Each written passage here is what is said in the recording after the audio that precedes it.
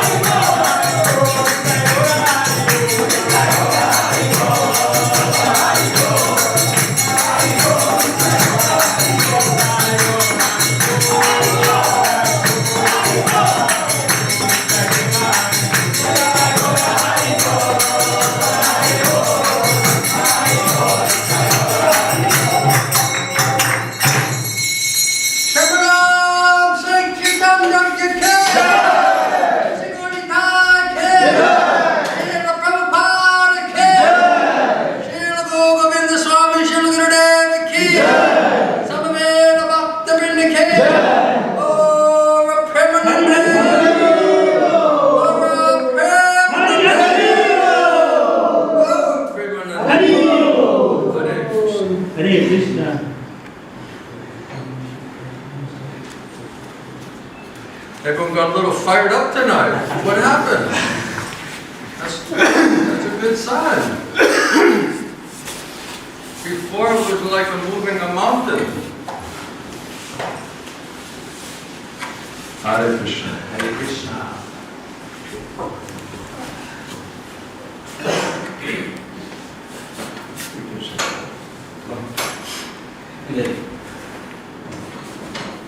And that atheism? Yes. What number? 26. 26. That's all right for now.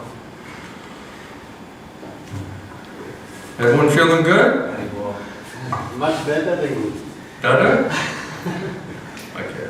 Little bit better every day. It took us a long time to get into trouble. It's going to take a little time to get out of trouble.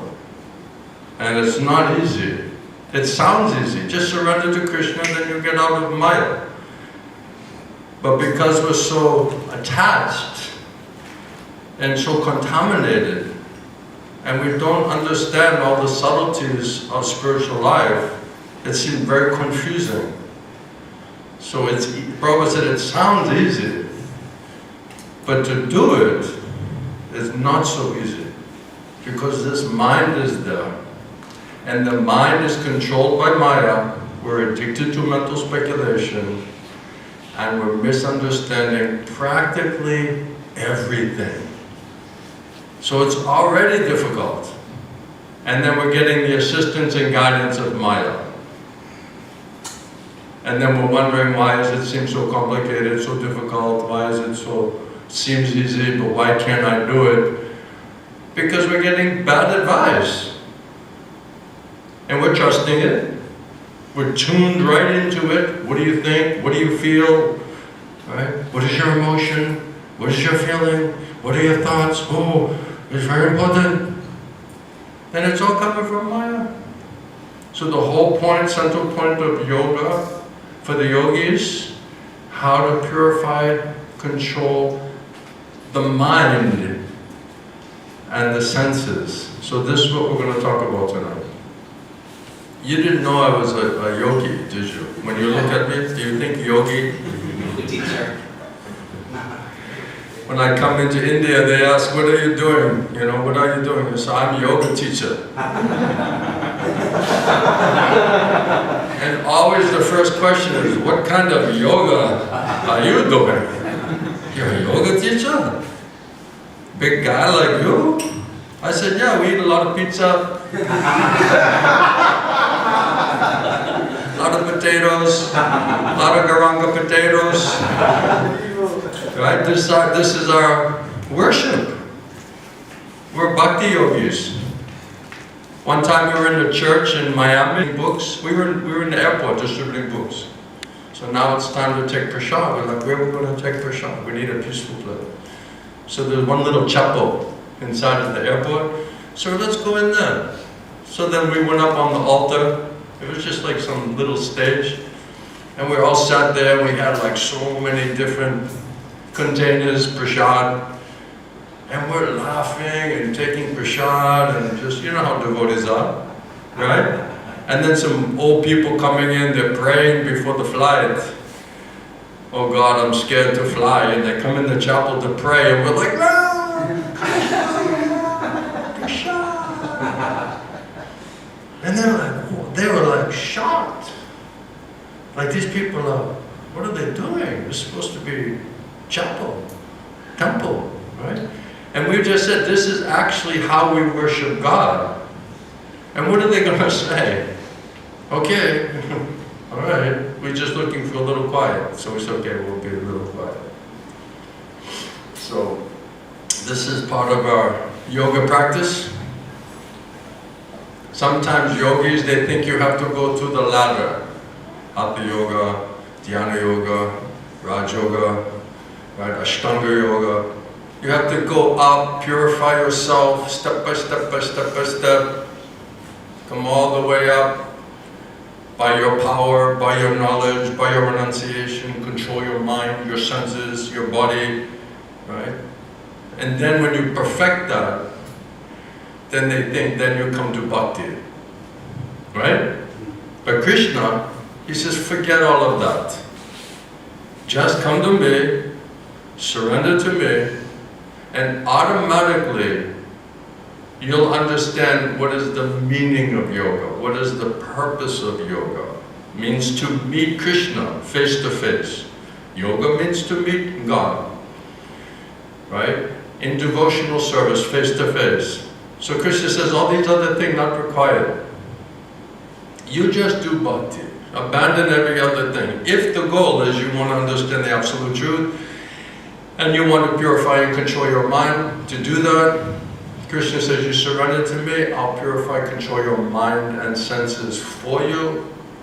And purified mind and senses, no contamination, no filth, no confusion, no illusion, no inauspiciousness, no sinful reactions. Then you can see things as they are. That is the mercy and gift of Krishna and Krishna's pure devotee, bona fide spiritual master. So Prabhupada said this is the most easiest, straightforward and sublime process. Other thing not required.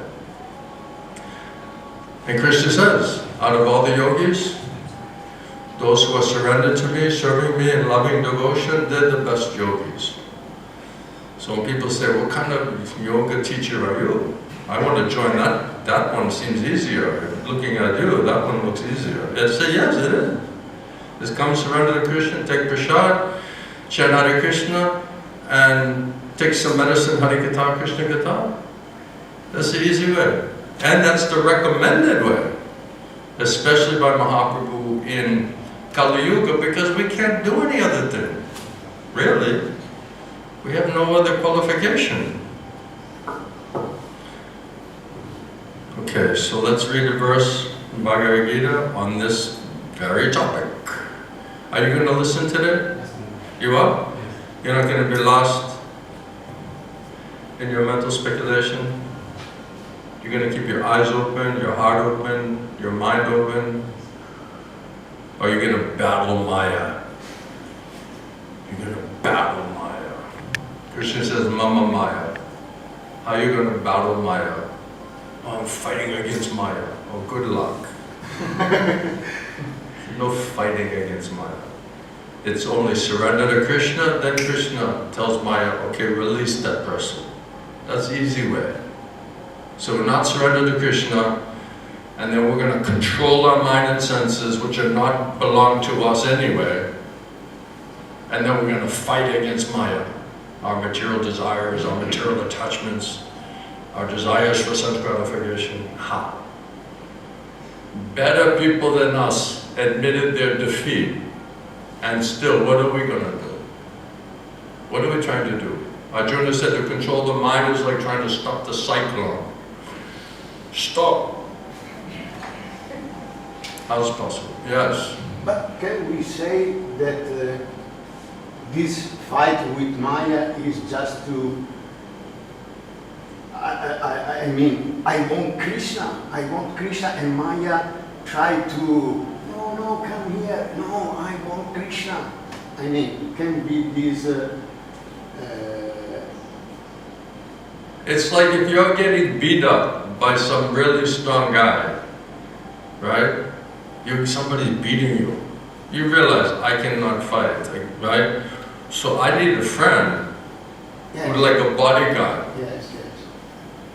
I need some big personality to come in and back me up. Then I have a chance, right? Yes. So Krishna, he's controlling, more powerful than Maya. That's why there's no Maya in the spiritual world. Super soul is only in material world. And there's no Maya in the spiritual world. So the Maya is in material world, and the super soul is only in material body. So the super soul trying to give the soul intelligence how to maneuver in this world.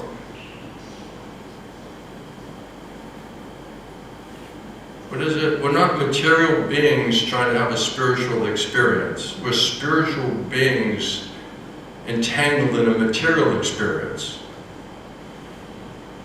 Somebody said that once. It makes a lot of sense. Right? We're spiritual beings in the wrong atmosphere, like a fish out of the water. We're trying to function in this atmosphere, but our soul is coming from another atmosphere. So our soul can only function in a spiritual atmosphere. So we need association with Sadhu Guru Vaishnavas that can create a spiritual atmosphere so that our soul can manifest, flourish, and learn how to think and act and speak and serve within a spiritual environment or atmosphere.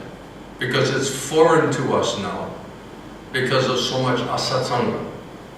We sort of know how to deal in the material world, sort of. But with uncontrolled mind and senses, that doesn't go very well. We're all selfish, antisocial. Right? Material world, material consciousness means quarreling, fighting, disagreeing, misunderstanding.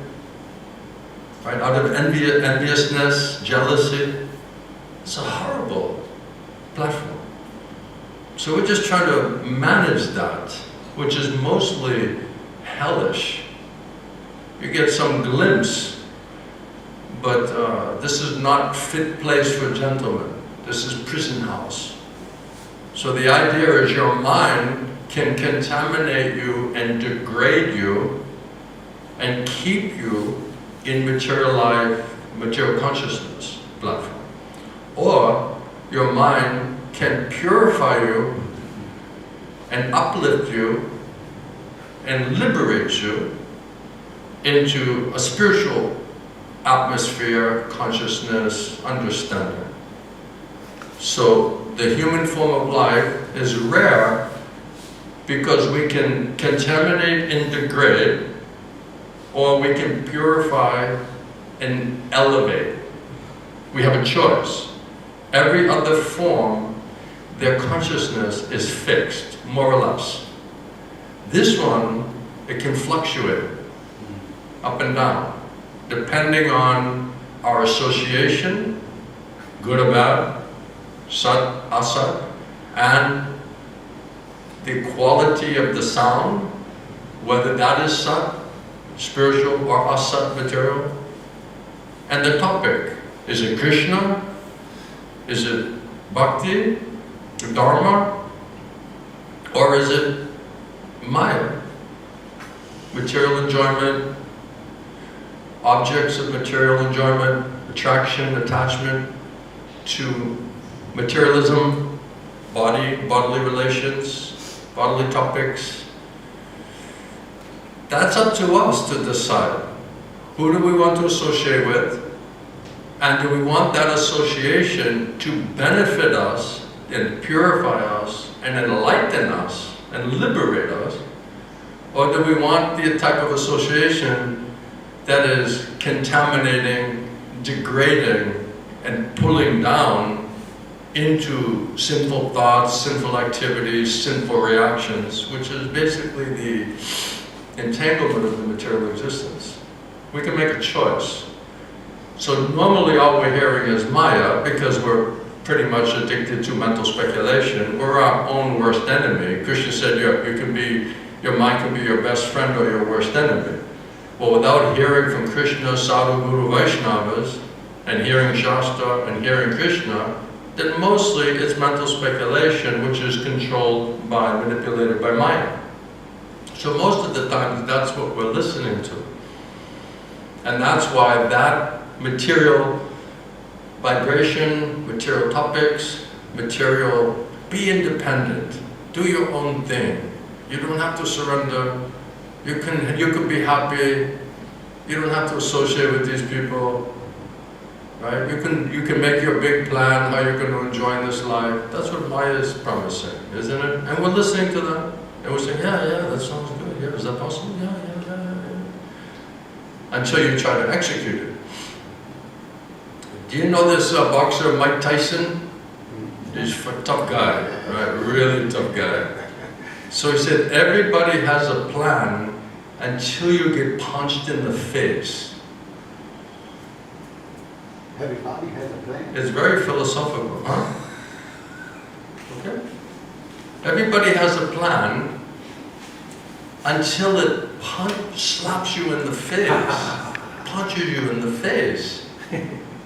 When your plan punches you in the face, your plan's going to change real quick, isn't it? Then, whoa, this plan doesn't look like it's going to go that well. I thought it was going to be all right. We've got a reality check. So let's read a verse and we'll discuss further. Om Namo Bhagavate Vasudevaya. Om Namo Bhagavate Vasudevaya. Om Namo Bhagavate Vasudevaya.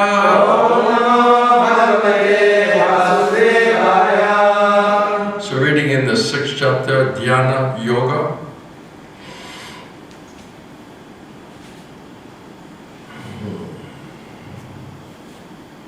And text 6.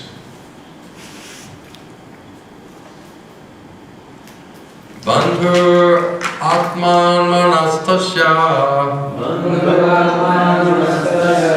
Yenatmaivatmanachita Anatmanastu Shatutve Vartetatmaiva Shattuva.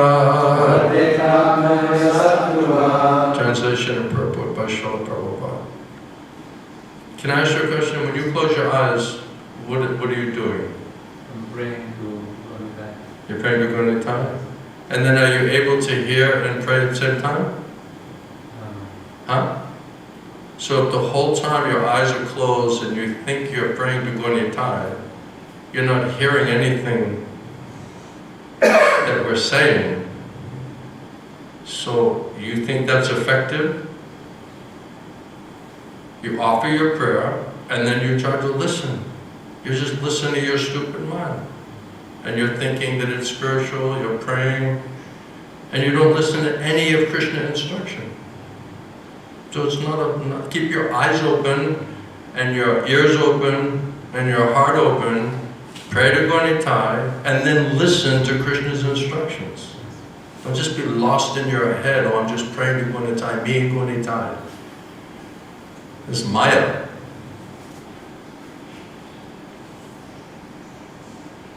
You offer your prayer and listen to Krishna's instructions.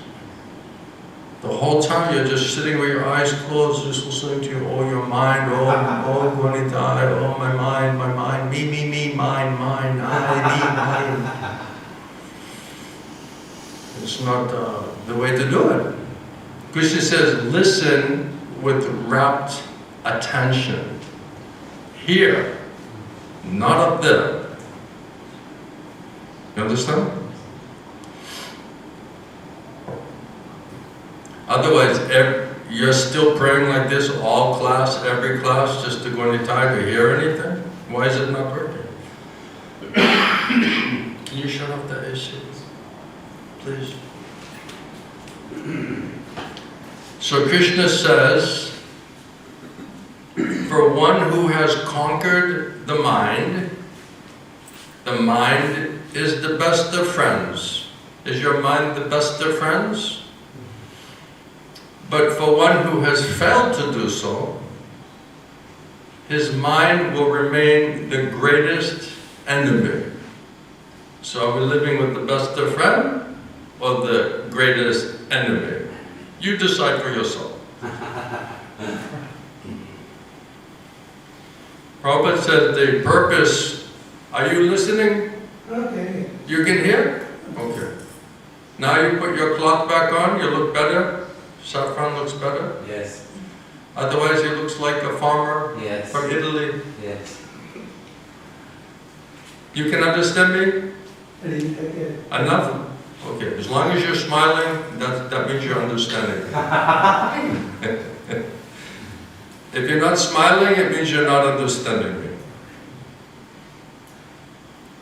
So Prabhupada says the purpose of practicing eightfold yoga is to control the mind in order to make it a friend in discharging the human mission. Discharging the human mission means developing love of God, Krishna Prema.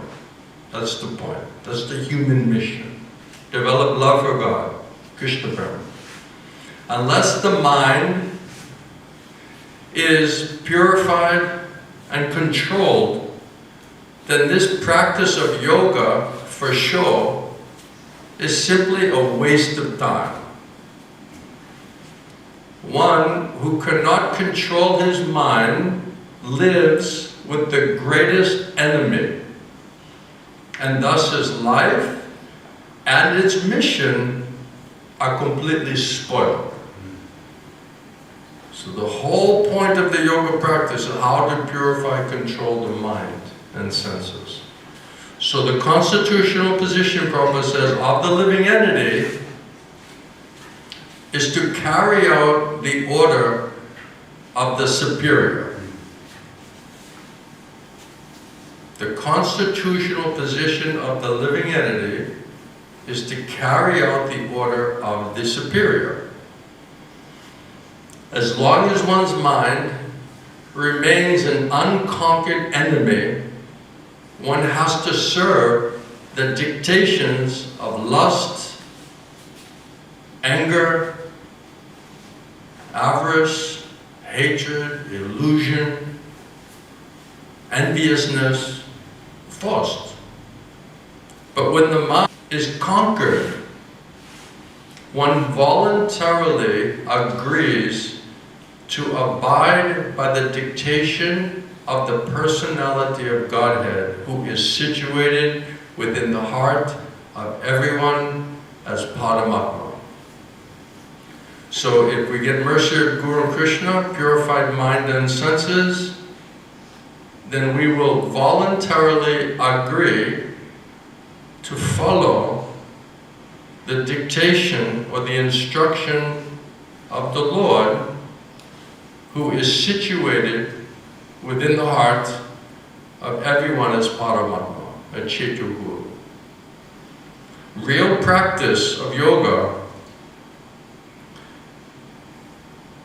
it means meeting the Paramatma, Krishna, within your heart, and then agreeing to follow his dictation. For one who takes to Krishna consciousness directly, perfect surrender to the dictation of the Lord follows automatically. Om Gyanatamanda Shagananja Shalakaya Chakshumutam Jagatasma Shri Bandhur Atmanas Atma Manastasya Yenatmaya Atmanajita Anatmanas tu Shatudve Vatedatmaya Shatuva. Again, the translation for one who has conquered the mind. Hey, can you take this foot on the table? For one who has conquered the mind is the best of friends. But for one who has failed to do so, then his mind will remain the greatest enemy. So Prabhupada is saying the purpose of practicing yoga, how to control, how to purify and control the mind and senses so that it's acting as our friend in discharging this mission of the human form of life, to develop love for Krishna.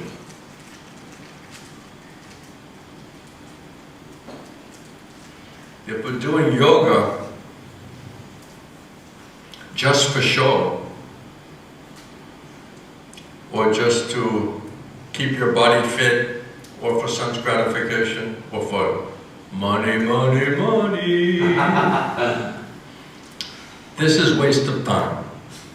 Maybe good karmically, materialistically, but in terms of bhakti, in terms of realizing the self, hearing the Supreme Lord, agreeing to follow His instruction in order to advance in path of bhakti, to develop love for Krishna, then all of that, like any other materialistic activity or any other occupation which is not meant for that end, is just waste of time, simply waste of time.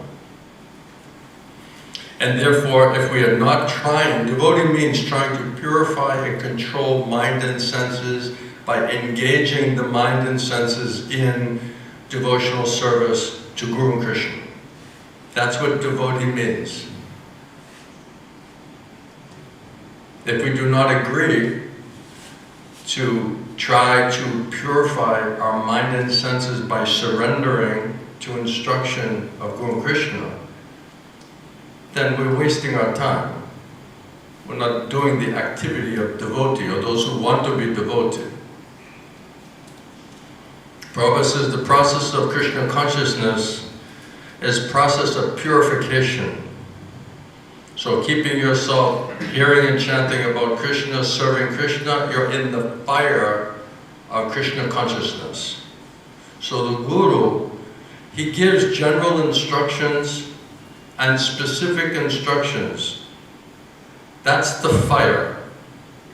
Then we have to agree to enter into that fire.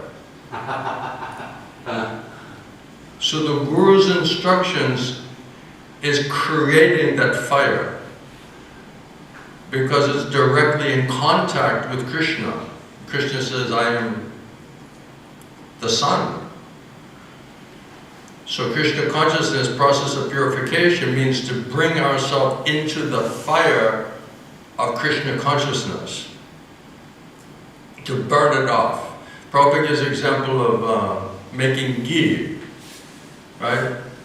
Isn't it? You boil, right? And as you're boiling, all the filthy stuff, it just starts to come out.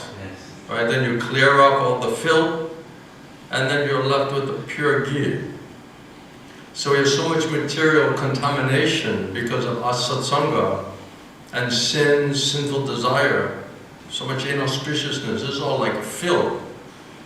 So by staying in the fire, by following instructions of our spiritual master, general instructions and specific instructions, that means staying in the fire of Krishna consciousness.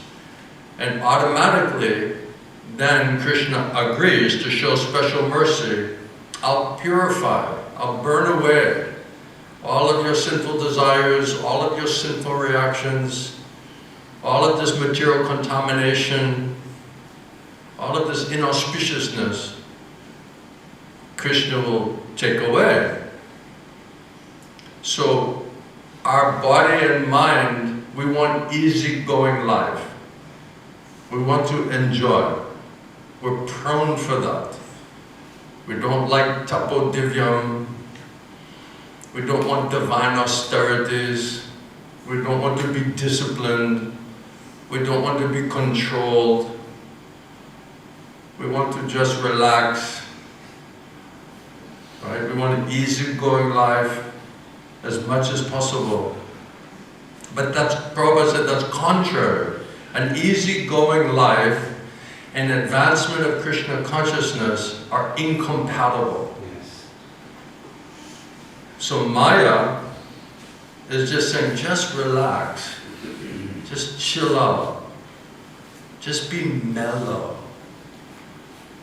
Right? And Krishna and Guru are saying, enter into the fire. The instructions are like a fire. It says when the spiritual master is like a fire. He creates a fire, he is a fire. Because it says like fire, if you use it properly, you can warm. Yeah. You can cook something nice, you can get some benefit, you can get warm if you use the fire properly. If you don't use that fire properly, you can get seriously burned. So the Guru, that's why we should have awe and reverence.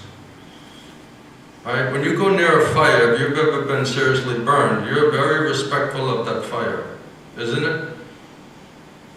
I remember one time I cut my finger with a knife pretty badly. So every time I use a knife, I'm just like really careful.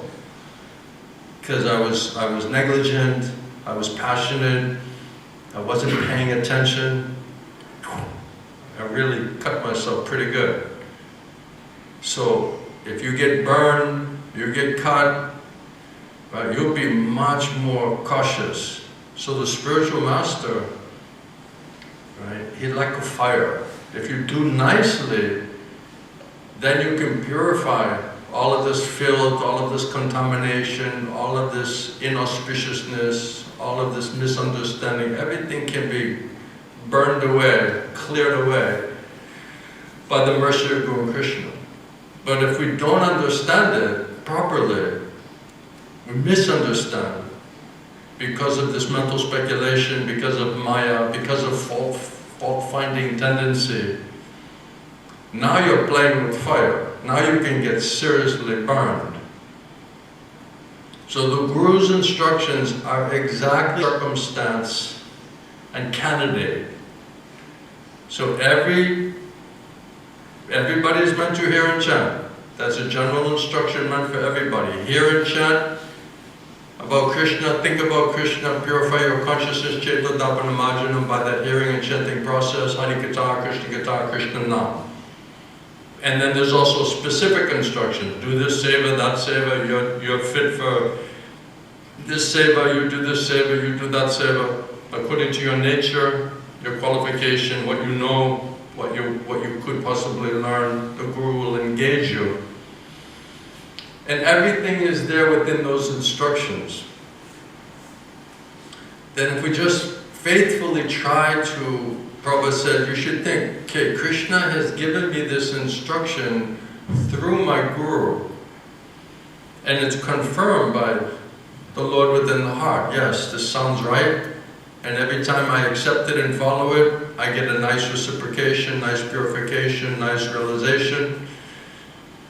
And then when I don't, and I'm stupid, lazy, crazy, don't accept it, manufacturing, concocting, doubting, twisting, changing, then we get messed up. It's as simple as that. Prabhupada said, you just chant Hare Krishna, take the medicine, take prasadam, you'll get well. Later on, you can figure out how it works. Prabhupada said, if you take poison, it's going to kill you.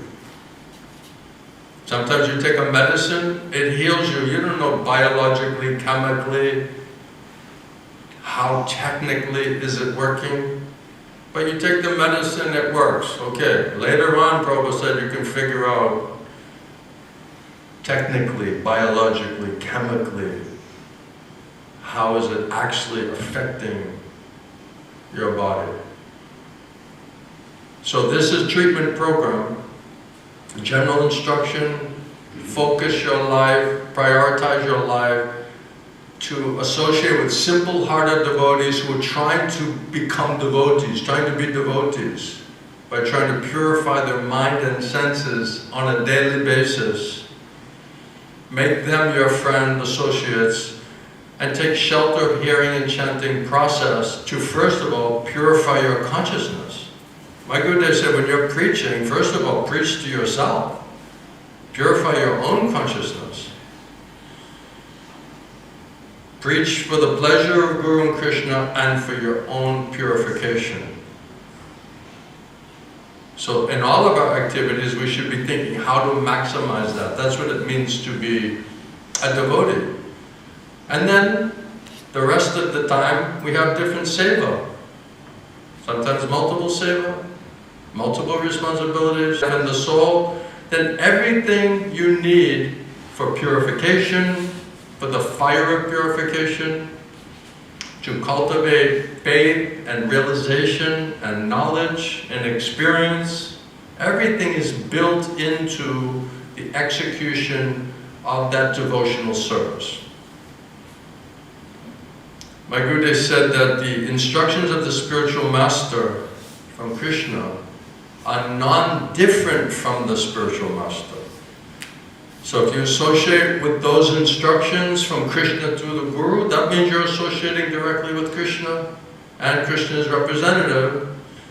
Now you're staying in the fire of purification, so that all of this contamination, Chetodapana, all the filth, all the contamination, misunderstanding, inauspiciousness will be, eradicated, destroyed. That's what it means to be a devotee. It says even very advanced devotees or very intelligent persons, sadhus, gurus, they're also always keeping themselves in fire of purification, keeping their intelligence, mind constantly associating with absolute truth and hearing and chanting and presenting that. That's also for their own benefit as well as the other persons. If we're not willing to do that work, then we're not serious. To be a devotee, to become a devotee, to stay a devotee, then we'll just, Maya will say, this is too hot. Right? I don't like when Gurudev chastises me. It's uncomfortable. I'm not an ordinary person. You should not speak to me like that in the public. I don't want to hear that. I don't want to accept that. I don't like it. It's not tasty. It's disturbing. It's confronting. So false ego is rejecting it. Maya is saying this is very, it's not nice. This is unpalatable. My Gurudev said it's a very nice medicine, bitter medicine. It said the bitter medicine is the best medicine. We want the cherry candy flavor, right? Filled with the sugar, the sweetness, right? Some medicine might be there, but the best medicine is the bitter medicine. If you really are sick, sometimes in India you get really, really sick, and somebody comes with some medicine, and they say, oh, Prabhu, Maharaj, this is just, I'm warning you, this is very bitter. It's not like ordinary medicine. And you're like, I don't care. Just give it to me. This sickness is all. If I have to take a bitter medicine to get rid of that, I'm ready to do it, isn't it? Of course, if they give you nice sweet medicine that does the same thing, you would probably choose that one. But anyway, usually it doesn't look like that. It seems like it's a bitter medicine is the best medicine. Isn't it funny the things that we like to enjoy create so much disease? And the things that are the most, medicinal seem to be the most bitter. It seems counterintuitive. But anyway, we have a problem on false ego platform. This false ego, which is controlled by Maya, this is Maya's domain, is covering the soul and feeding us unlimitedly the wrong information, how not to surrender to Guru and Krishna. And then Guru and Krishna tell like this, and mind says, oh, I heard it like this. So she's twisting every instruction. And we have very selective hearing. When something is for our own sense gratification, oh, I heard that. Yes, yes, I like that. Take prashad. Yes. Very nice. But if something is like put us into some austerity, or some sacrifice, or some challenge, then we're like, oh. Could you say again? What did Guru say? Then all of a sudden we're like, I'm sorry. yeah, it's very confusing. You know, did he just say what I think he said? And then we ask some other stupid friend, he said, nah, he didn't say that. That wasn't meant for you. And you're like, oh, great. I thought that was instruction for me. No, you're just talking to Sura, you know, Sura. So Maya, through the mind false ego, is deciphering what we want to accept, what we don't want to accept. What we think is for our pleasure and our benefit, and we accept it. What we think will put us in difficulty, into the fire of purification, some sacrifice, some austerity, some tapo divyam, we're like, whoa, I need to think about this. Now all of a sudden we're thoughtful men. When Guru Krishna telling to surrender, I gotta be careful. So if we will not purify this false ego and stop listening to Maya, asat, sangha, we cannot be a devotee. So devotee means purifying contaminated consciousness, trying to dissolve the false ego. It says that the Bhagavatam, Srimad Bhagavatam, it is meant to dissolve your false ego. So you can say the false ego is like big, thick, black cloud. So the sun cannot penetrate through the cloud. So the more you can purify and disintegrate or, you know, Shrink. huh? Shrink. Shrink and just dissolve it. So the more the false ego is dissolved, that is process of purification, then the more that the sun, Krishna, can associate with Atma, Paramatma. There's too much noise, there's too much disturbance, there's too many other topics, too many other concerns, too many other attachments that's getting in the way. That is the material mind, that is the playground of Maya, and we're sitting there in that playground.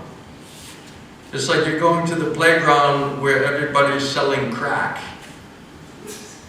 to go on the swings. And we're just playing, and people are getting shot that do dealing drugs. You're going to the wrong neighborhood. You're in the wrong neighborhood. You're on the other side of town. You're not in Vaikuntha. They're in the prison house. So we are living, Prabhupada says, one who cannot control his mind is living always with the greatest enemy. So your mind can be your best of friends or your worst enemy. And we have to be smart enough to analyze, okay, is my mind giving me good instruction to surrender to Guru Krishna and to have faith? And to try my best to surrender and follow that? Or is it making excuses, justifying, rationalizing, ignoring, foolish, lazy? Sometimes my Gurudev would talk about the mind, he said, this rascal, stupid. He would just be so, rascal mind, stupid mind.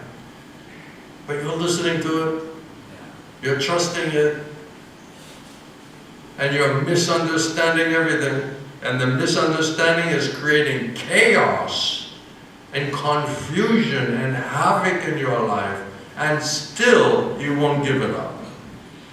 This is the insanity of it, the madness of it. Because we're blind, deaf, dumb, and blind. So the constitutional position of the soul, the living entity, is to carry out the order and instruction of the superior. So we are eternal servants of Krishna. It is our constitutional position to carry out the instruction of Krishna. We were reading that also this morning, right? It is the duty, responsibility of a person in human form of life to understand what Krishna wants them to do and to agree, to cooperate, to follow and surrender to those instructions. And if we don't do that, then we're surrendering to Maya. Then we're surrendering to Maya, we're hearing Maya, Maya's plans, Maya's thoughts, Maya's emotions, Maya's feeling, and we say, that's me. I'm thinking like that. I'm feeling like that. I'm emotionally disturbed by that. No, that's not your soul, that's your mind, that's Maya making you think and feel like that, but in illusion we're thinking, no, that's me.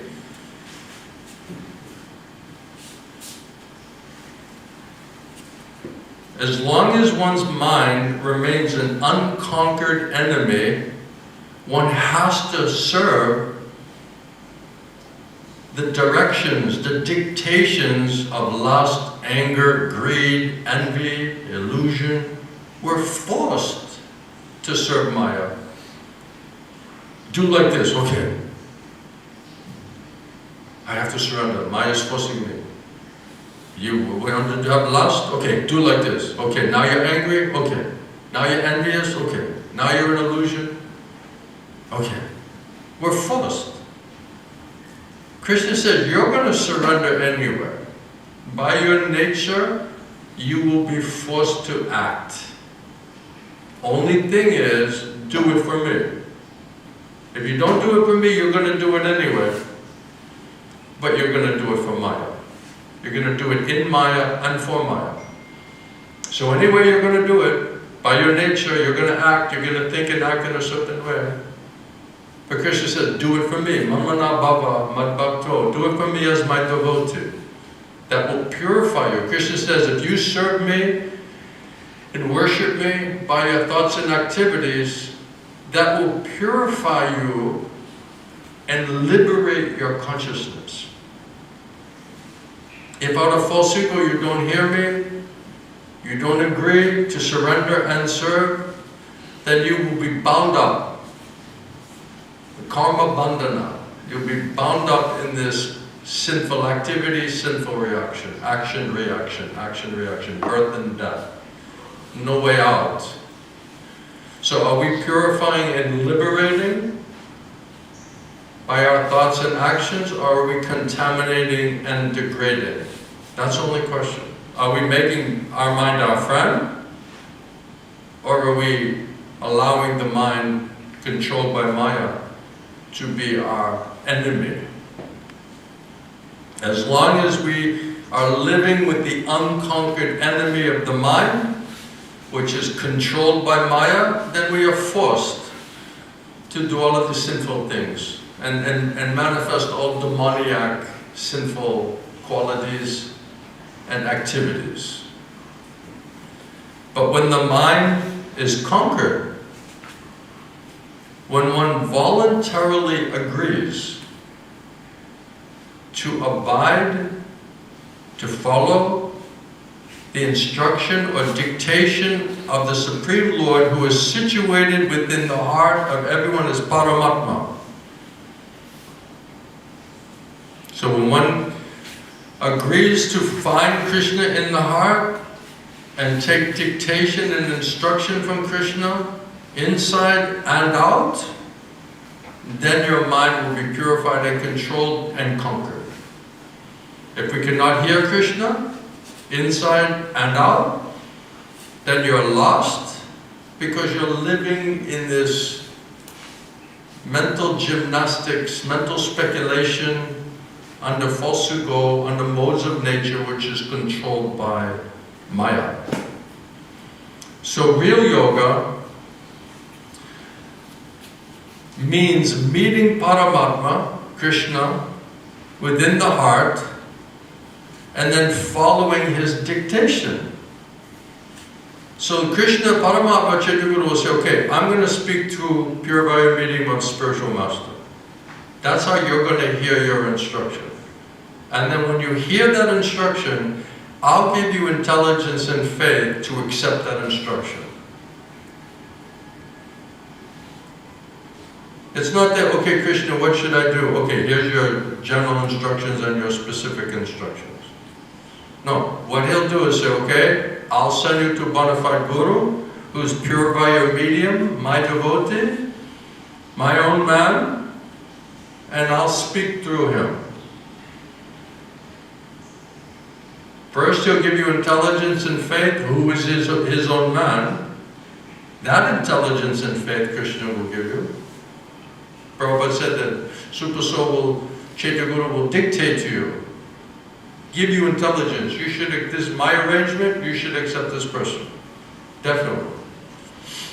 Then, the rest of the instructions will come through the pure via medium of the spiritual master, who's true representative of Krishna.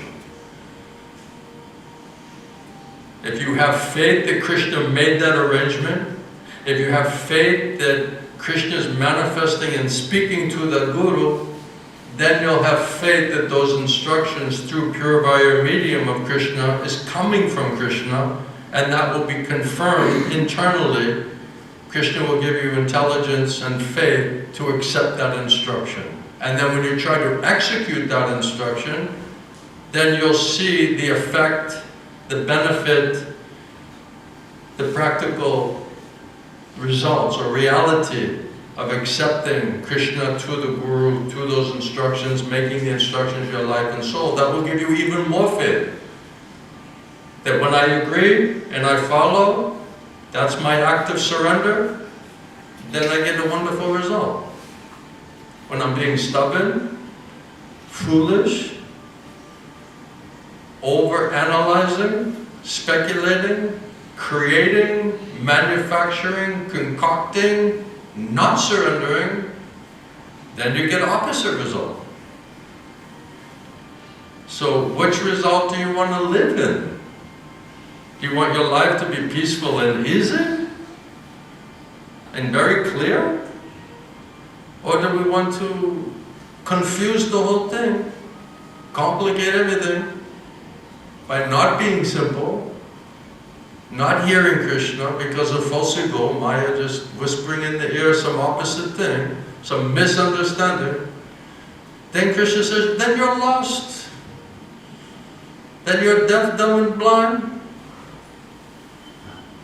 Then everything we do in that consciousness, the whole thing is faulty. Beginning, middle, and end.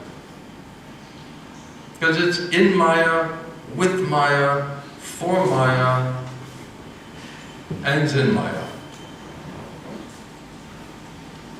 What is it? It was, can we read another verse? Yes. Do you have patience? Yes, Are you sure? Mata?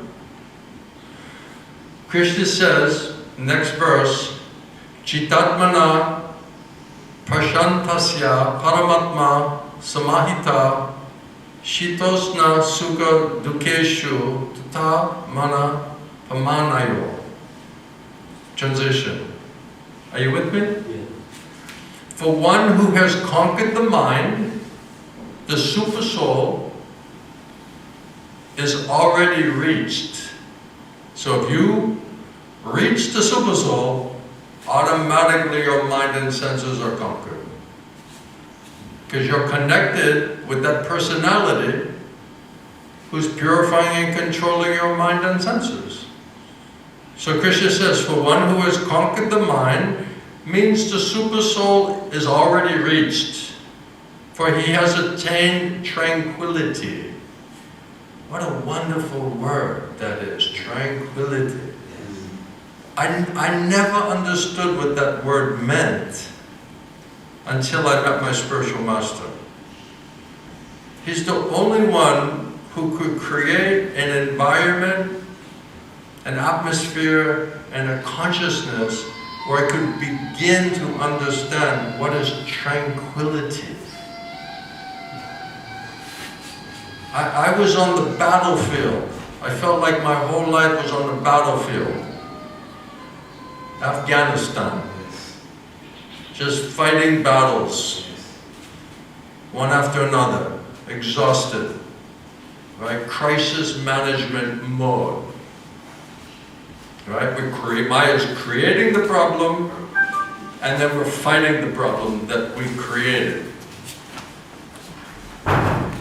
Right? Maya concocted the problem, and we listened to it, created it, and then we're dealing with the fallout,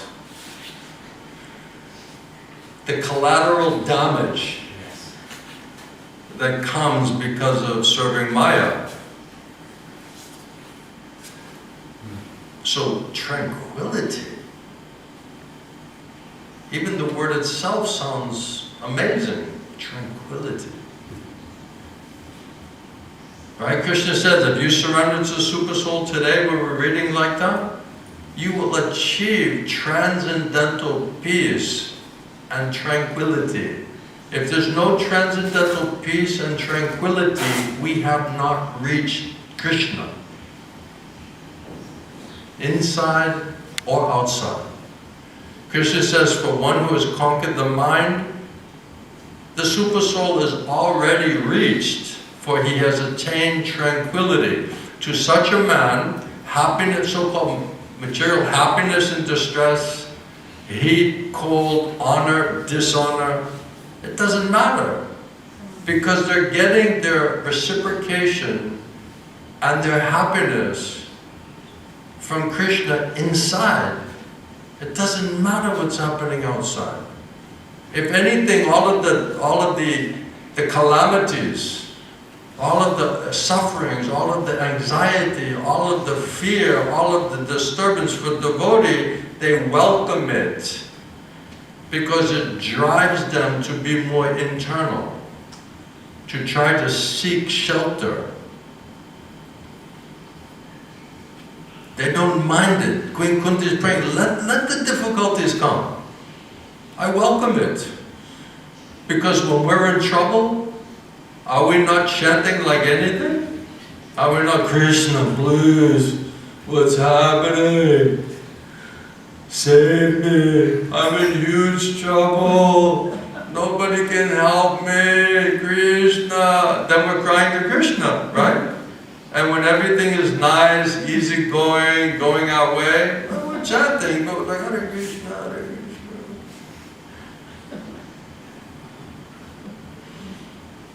How's your rounds now, Amara? A little more intense? Yeah. A little more intense? Yeah. So if we can learn, Krishna says, if you can learn to surrender to me internally and take shelter there, you will find transcendental peace and tranquility. That's the sign. That should be the effect. If we are not finding that type of reciprocation, that type of shelter, protection, peace, tranquility, it means we're still in Maya. We're still floating out there somewhere. We've not actually caught lotus feet of Krishna. We're not taking shelter of Krishna. We're not taking shelter of holy name. We're just speculating, we're wondering, we're guessing externally. That's anxiety platform. False ego, uncontrolled mind and senses, you're living with the greatest enemy. No wonder you're in anxiety. Right? If you're living with the greatest enemy, any moment something can blow up, become an immediate nuclear thermal meltdown. Yeah, you'll be in anxiety. So we need an environment of like-minded devotees who want to swim in the spiritual atmosphere and take shelter there. And everyone has some responsibility to create that. If the speaker's qualified, the hearer's qualified, Krishna will run to that place by his mercy. And when Krishna comes, then all this false ego, all this maya, all of this contamination, all this disturbance, you get a break. It's just like temporarily suspended. You know, the clutch is in, you know?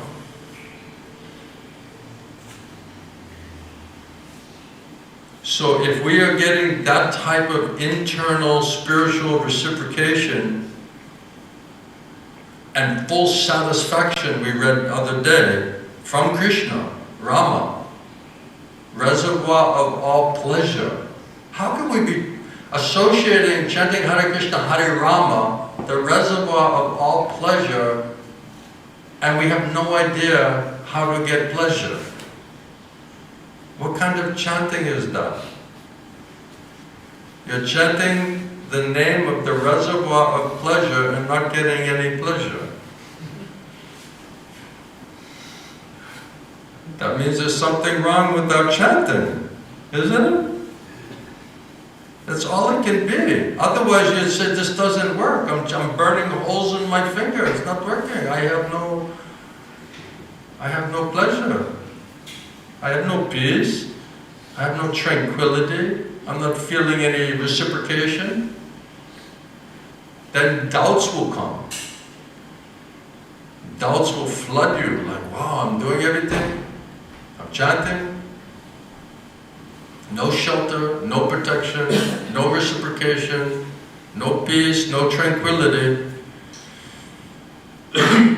We're not deep enough. My Guru said if you stay on the surface of the ocean, you'll get slammed by the waves and you'll get some fish sticking in your ear. Eyeball, nose. Just fish and heavy waves. Right? But if you dive deep, then all of this current, all of this heavy waves and crashing waves, and you don't feel it. So we're not deep enough in our Krishna consciousness. This is a problem. The closer we get to Krishna, the more we will realize this internal spiritual reciprocation, where Krishna is saying, you come surrender to me, I'll make you peaceful and tranquil. I'll purify you. All your disturbance will leave you. So if we're disturbed, we're not peaceful, we're not tranquil, right? We're not free from fear and anxiety, it means we're not deep enough. So for devotee, as soon as you feel any disturbance, you go to the solution. Some fear, some anxiety, some disturbance, some confusion, anything. Some inauspiciousness. Right? That's why Queen Kunti said, let the problems come. They're going to come anyway. Material life means one problem after another problem. The whole thing is a problem. Prabhupada said the whole material existence is faulty. It's one problem after another problem. No one's looking for all of these problems. It automatically is coming. So for devotee, he doesn't mind. They don't mind because it forces us to go deeper in our chanting, in our prayerfulness, in our dependence on Krishna. It's forcing us, it's helping us to go deeper. Prabhupada says in this purport, actually, every living entity is intended to abide by the dictation of the Supreme Personality of Godhead, who is seated in everyone's heart as Paramatma. Isn't it interesting? How this is coming up again and again and again and again.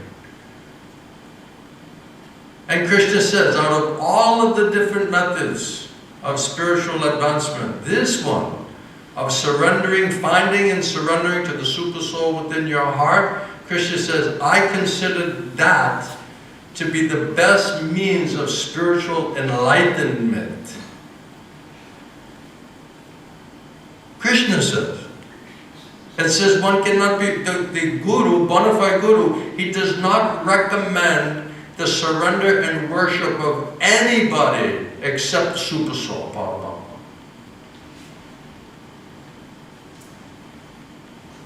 Because he has faith that that's where Krishna is. That's how Krishna is giving us shelter and protection. That's how Krishna will give us intelligence and faith. That's where you'll find peace and happiness and freedom from anxiety and fear. That's why he's pushing you there. He's giving you faith there. This is the instructions. This is Krishna's instructions. Guru, Sadhu, and Shastra instructions. These are all Krishna's instructions. You don't have to believe me.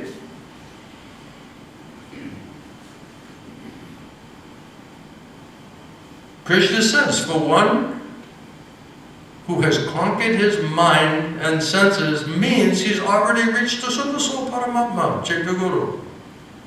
Krishna says to show special mercy to my devotees, then I destroy all the tama, all the darkness, all the ignorance, all the sinful desires, all the sinful reactions, everything that is causing our suffering condition. Krishna says, I'm in your heart, and from me, I'll purify all of this thing, and then I'll give you intelligence and faith how to come to me. So when the GBC chairman says, why are you preaching about the Super Soul? I said, well, Krishna says he is the Super Soul. Krishna is saying, surrender to me as the Super Soul within your heart and the heart of every single living entity, and by that way, you will attain transcendental peace. Prabhupada says in the purport, don't take my word for it. It's not my opinion. Leave me out of it. Stop worrying about me. Listen to Prabhupada. Listen to Prabhupada instruction.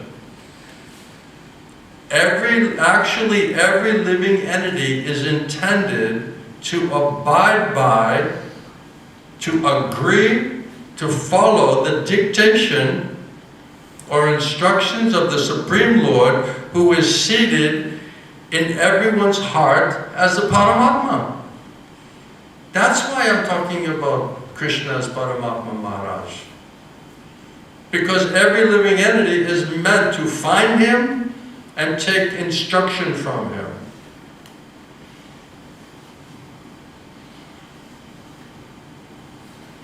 Prabhupada says when your mind is misled instead by Maya, by the external illusory energy, you're getting bad information, which just leads you to become entangled in materialistic activities. So we can either hear Krishna inside and out, and if we don't choose to seriously do that, then all you're left with is Maya and Maya's instructions, and Maya will say, oh, did you think about this? What about this idea? What about this plan? What about this lifestyle? Then we're like, oh, really? Is it possible? I can enjoy? Prabhupada said, therefore, as soon as one's mind is controlled through one of the yoga systems, one should be considered to have already reached the destination. In other words, if your mind and senses are purified and controlled, and you feel genuine transcendental peace and happiness, that means you have reached Krishna, because you cannot get that result without Krishna. That's why it says only devotee of Krishna can be peaceful and happy. Everybody else, karmis, jnanis, yogis, nobody's peaceful. Because they didn't find shelter and the final destination point, which is Krishna. And until that point, Krishna is not satisfied, we're not going to be satisfied. Our happiness is completely dependent on Krishna's happiness. So when we agree to surrender and serve Krishna and do sincere devotional service, Krishna will be happy with us. And then we'll become happy. He'll be satisfied, we'll be satisfied. That's how it works. Prabhupada says here, one has to abide by some superior dictation. Everyone's going to hear and serve. It's either going to be Krishna or Maya. It's either going to be Krishna's representative or Maya's representative. Everyone has to surrender and serve superior direction. When one's mind is fixed on superior nature, means Krishna's spiritual energy, then you have no alternative but to follow the dictation of the Supreme. So when we agree to surrender to serve Krishna, then Krishna purifies our mind and senses and directly gives us intelligence how to surrender and serve Him, how to get Him.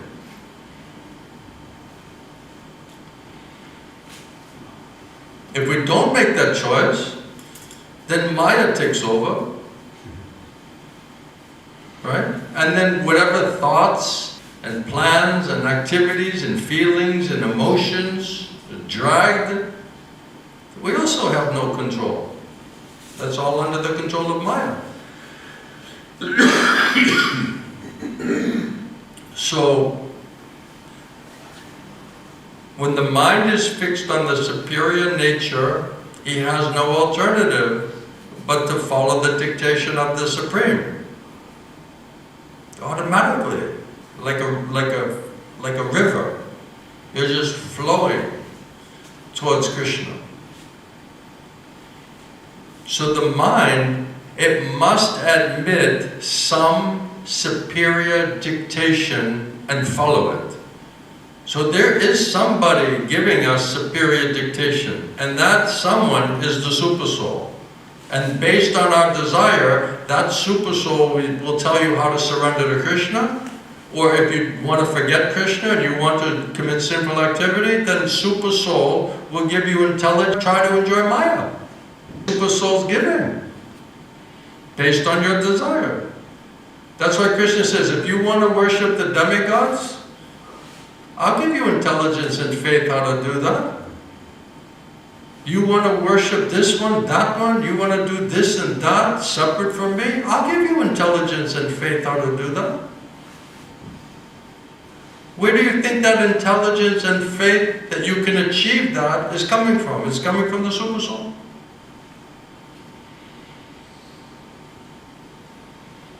Everything's based on desire. That's why it says, Prabhupada was saying today, that this idea that you think you're independent of Krishna, it's not even possible. Because Krishna is everything. Krishna is controlling everything. The super soul is what and who is giving you your intelligence, either spiritually or materially. Alright, Krishna says, you want to forget me? Here's a big false ego. Here's a big black cloud which will block the sun. Okay, forget about me. Now try to enjoy. Here's how you enjoy your material sense gratification. Here's the intelligence and strength to engage in your sinful activities. Super Soul is giving you that intelligence, strength, creating an opportunity for you to commit your sinful activities because that's what your desire is. And Krishna says, if you want to remember me, I'll give you intelligence and faith and create an opportunity where you can engage in my devotional service. That's also coming from Super Soul.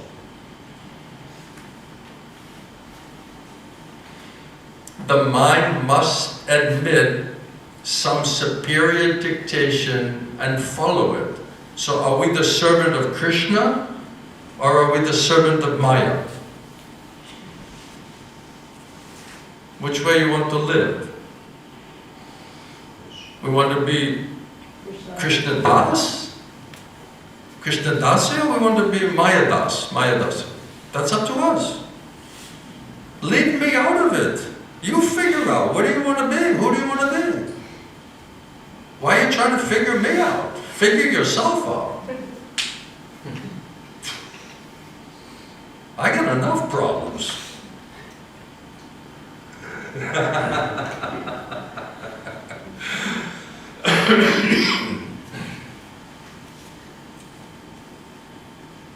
The effect of controlling the mind, Prabhupada says, one automatically follows the dictation of the Paramatma, or the Super Soul. So if we are in touch with Krishna, internally, externally, Paramatma, Chittaguru, automatically you will agree to follow Krishna's instruction. Right? So you want to surrender to Krishna? Krishna says, okay, here's your guru, you surrender there, I'll explain everything to you through that personality.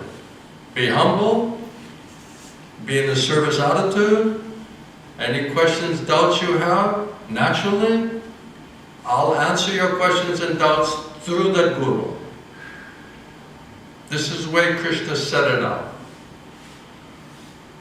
He's not going to explain everything to you directly.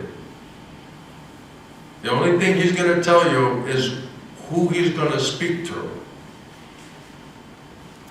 Well, I was talking to Krishna last night and Jagannath came in my dream and we were shooting the breeze and he was telling me that he liked this crown and... Right?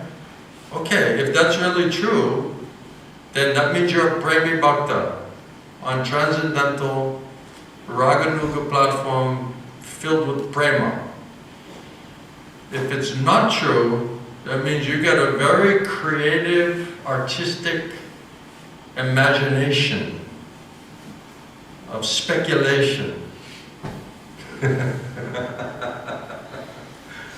At least it's about Krishna and not some brothel somewhere.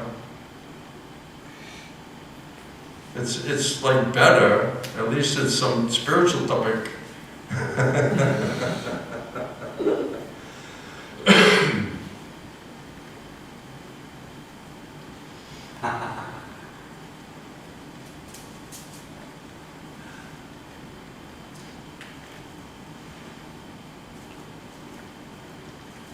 Any question so far? You know, it's funny, right? This is Bhagavad Gita. This is the essence of Krishna consciousness. And you guys are looking at me like this is the first time you ever heard this. You're like, where's this coming from?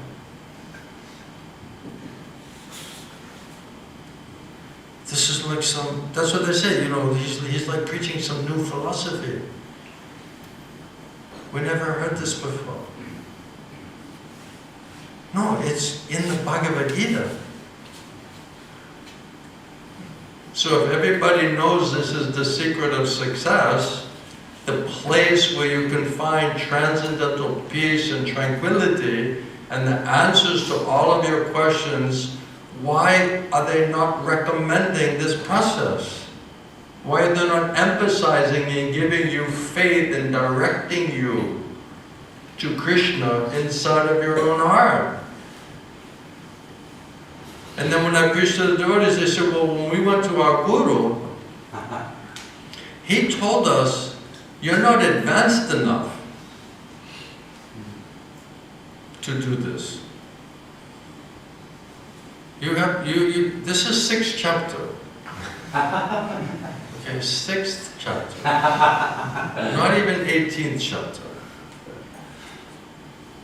Right? So then the guru, Prabhupada said, bona fide guru, he will not recommend surrender and service or worship to any other place except the Super Soul, Paramatma, Chaitanya Krishna. And Prabhupada says, and one who understands this and has a relationship with Paramatma Chaitanya, he can be the guru for the whole world. If he knows that.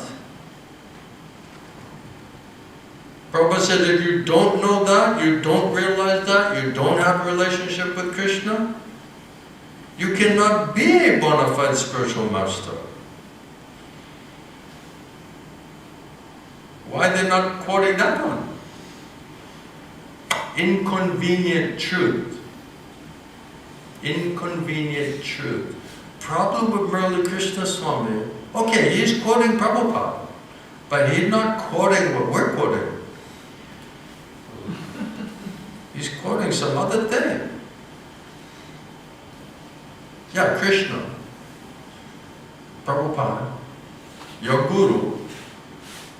Why you're not teaching this, Maharaj? That means you're not doing it. If you really understand the benefit, how all the benefits will come to you by this practice, why wouldn't you be preaching that? Yeah. Please, but why is inconvenient for them?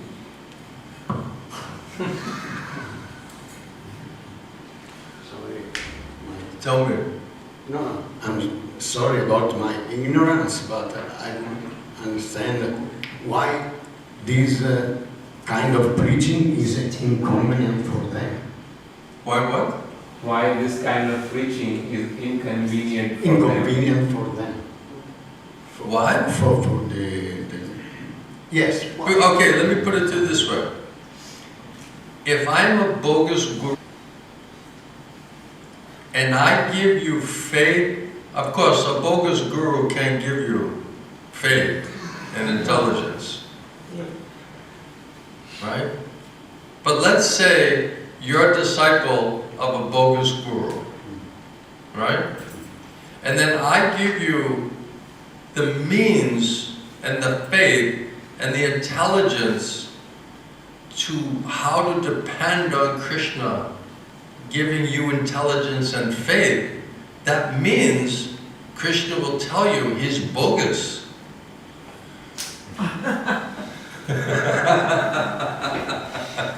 You see? That's why I'm an enemy to these people. That's why I'm persona non grata. You know that one. Persona non grata. Right? Why? Because I'm giving you intelligence and faith to understand how to depend on Krishna, to understand absolutely what is true and what isn't. So I'm giving you the process, intelligence and faith from Krishna to know that they are cheating you.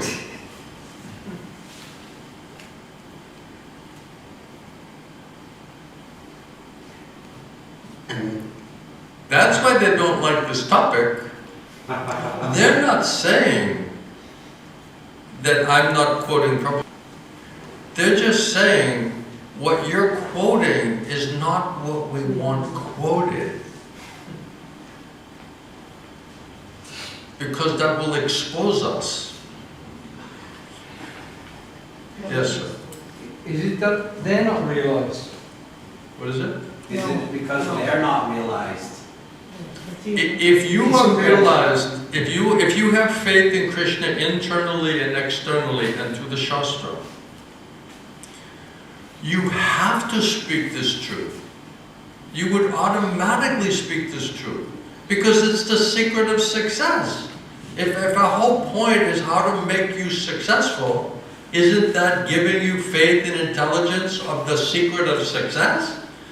So if someone is not speaking this, it means they have no idea what is the secret of success. And they're either ignorant or they're cheating consciously. Or both. Yes, ma'am. So Maharaj is the blind following the blind. So it's time. That's why Prabhupada said you wanted to be cheated, so you got cheated. So when you're sick of being cheated, then you'll depend on Krishna instead of your stupid mind and senses and what the common people are saying, and you'll instead depend on Krishna to give you intelligence and faith to guide you to the right association, where you'll get the right information. How can someone be a guru and never teach anyone about Guru Tattva? The science and the subtlety of Guru Tattva. That would be like the first thing that you would teach them. Because that's the means by which Krishna is going to give you every other bit of information. So if you don't open up the means and give them the faith and understanding, then how does Krishna give you higher and higher levels of faith and intelligence? If you don't know the means by which He's delivering it.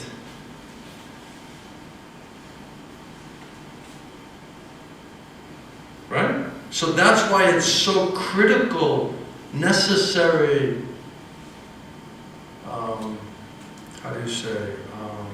element or procedure to understand it. Because that's how everything else Krishna is going to deliver to you. Right? That's why it says, Prabhupada says, the favor of the spiritual master is not, what is it? It's not received by any other. It's not received by any other means or any other part of the body except your ear. So whatever you can get, from a Daushrada to Prema, every single purification, knowledge, understanding, faith, everything is going to come to you from Krishna through your ears, into your ears. So if we don't understand that, and we don't understand that process, then how are we open to understand where we should surrender, who we should surrender to, where we should do submissive aura reception? If Krishna doesn't make that arrangement, give you intelligence and faith, how you'll surrender and do submissive aura reception? How will you why would you open yourself up? Prabhupada said, don't be a fool. We're not asking you to surrender and do submissive aura reception to a fool. But if you depend on Krishna, Krishna, I need to hear you through your true representative. I don't know who is your true representative. Everybody's saying they're your true representative. I don't know. But you know. So kindly can you give me one of those whereby you will manifest and speak and teach through them. Then once you understand that, now you can get Krishna, how do you say, live stream. Connection. Direct connect. Prabhupada said, if you don't understand Parampara,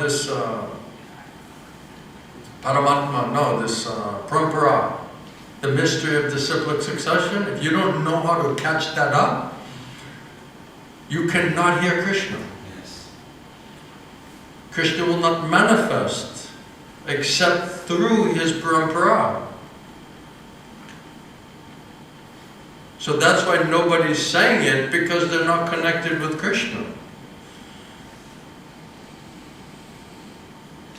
If you're connected with Krishna, automatically you'll say this. Automatically Krishna will make you say this. Because that's the means, the intelligence and faith you need to understand in order to receive Krishna's mercy. So if somebody not teaching you that and giving you faith and intelligence in that process, you have no means to receive Krishna. Yeah? Yes, Maharaj. And what about those devotees that don't believe that there are pure devotees and they want to follow only Srila Prabhupada? What about those devotees who they don't see any pure devotees, so then they just want to follow Srila Prabhupada? Yeah, I told you, I was just putting all my faith and my intelligence in Prabhupada. Yes.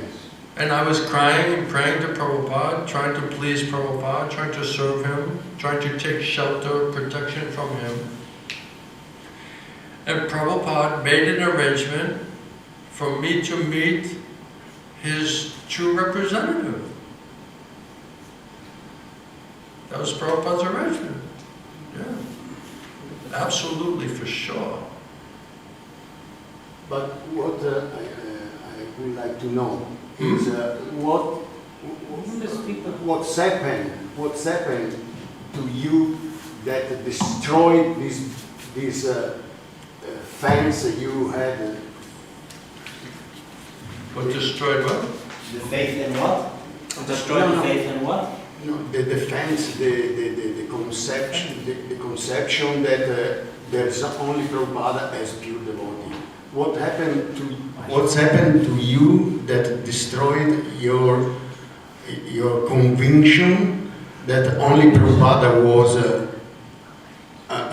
pure devotee and the one to follow? My conception and faith that Prabhupada is a pure devotee only increased by association and hearing from Srila Govinda Swami. How Govinda Swami made you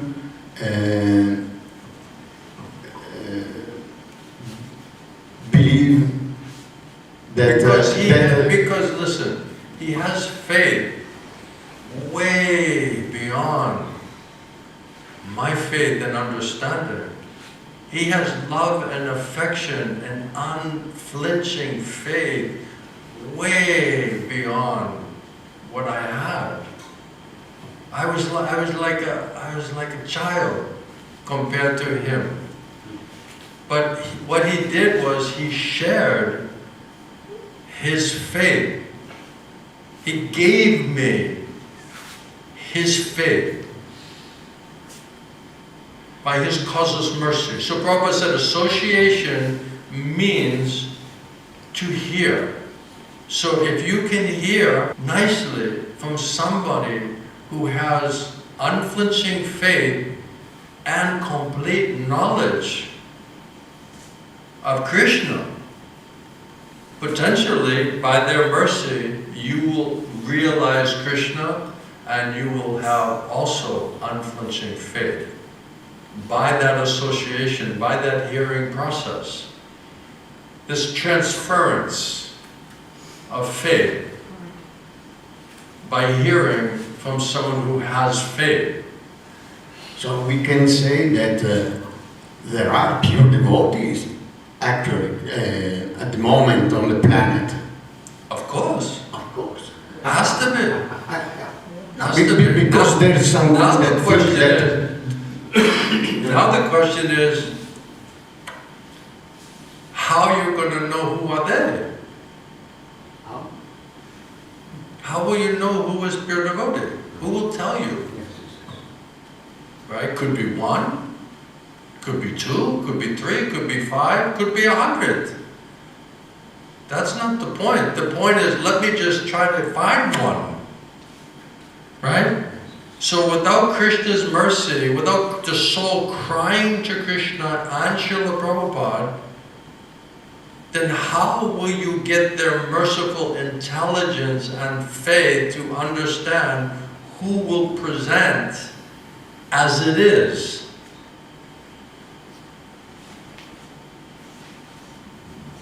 You see? So if you realize how dangerous it is, how confusing it is, how disturbing it is, how unqualified we are, how deaf, dumb, and blind we are, how are we going to know who's pure devotee? The problem is we're thinking we can see a pure devotee. So we're jumping on the Sadhu Express going to every town and village looking for the pure devotee. Maybe. Or sometimes you just you get tired of the road trip. Couldn't find one. Then just when you basically gave up, and you said, okay, I couldn't see them, I couldn't find them, then all of a sudden, like miraculously, Prabhupada brings his dear devotee disciple to me. I was not looking for a guru. I don't think I need a guru, because I have Prabhupada. But Prabhupada knows I need a guru. So Krishna Prabhupada convinced me this is his arrangement. And you should be fortunate and smart enough to understand it and accept it. Take it. So? Yes, because through the association you had with Gaur Govinda Swami, you got some good results. Yes, you could understand that. Oh my God! Exactly. See, I already saw. I dedicated my life to Prabhupada. I surrendered because of Prabhupada. He convinced all of us to come, right? His books, his teachings, his translation convinced all of us to come. No doubt about it. Otherwise, without Prabhupada, none of us will be here today. Absolutely. Right? Yes. Yes. Yes. And then I tried my best to follow all the Prabhupada instructions on sadhana, chanting Hare Krishna Mahamantra, minimum 16 rounds, Mangalati, Bhagavatam, all day distributing Prabhupada's books for years and years. I tried my best. I studied Prabhupada's books 2-3 hours a day. I worshiped Prabhupada Murti. I took care of Prabhupada in Los Angeles in temple. Right? I tried my best to serve and please Srila Prabhupada. And by him sending Srila Gaur Govinda Swami, I took that as love and reciprocation and a great gift of mercy to me from Srila Prabhupada. So I saw how far I could go spiritually by just following all rules, regulations, sadhana, chanting, distributing books, worshipping Prabhupada, studying Prabhupada's books. I could measure that. Right? I could understand. Right? Prabhupada said, you should be introspective to see how much advancement are you making. Right? Then I heard from Srila Gaur Govinda Swami every day. Then I could understand what I thought I knew as far as I could go was very limited. And I didn't know that until he brought me to another level by his causeless mercy, where I could then compare the difference between sadhana and reading the books and listening to Prabhupada's tapes versus hearing directly from Brahma and hearing his faith and understanding and explanation of Prabhupada's books and teachings. That was completely different level. So when people are arguing, oh, sadhana, program, chanting, reading the books, okay, no, my Guru said no loss. But if you really want to advance, then you need higher association, direct association with Krishna Mahaprabhu's parampara. Because that's where Mahaprabhu, Krishna, it will manifest to you. that type of food for your soul, that's what we should be hankering after. That's what we should be greedy for. That's the only thing I did right in my life. Honestly, if I analyzed the whole thing and all of my practice and study and everything, the best thing I did is I somehow became greedy to hear Krishna Prabhupada through Srila Govinda Swami. Not just inquisitiveness or curiosity, extreme greediness. I have to know. I need to know everything. Every single piece I need to understand. That kind of greed, that is required. And if you're like that, in front of Krishna, in front of Krishna's true representative, you will get all of their mercy and blessing, for sure.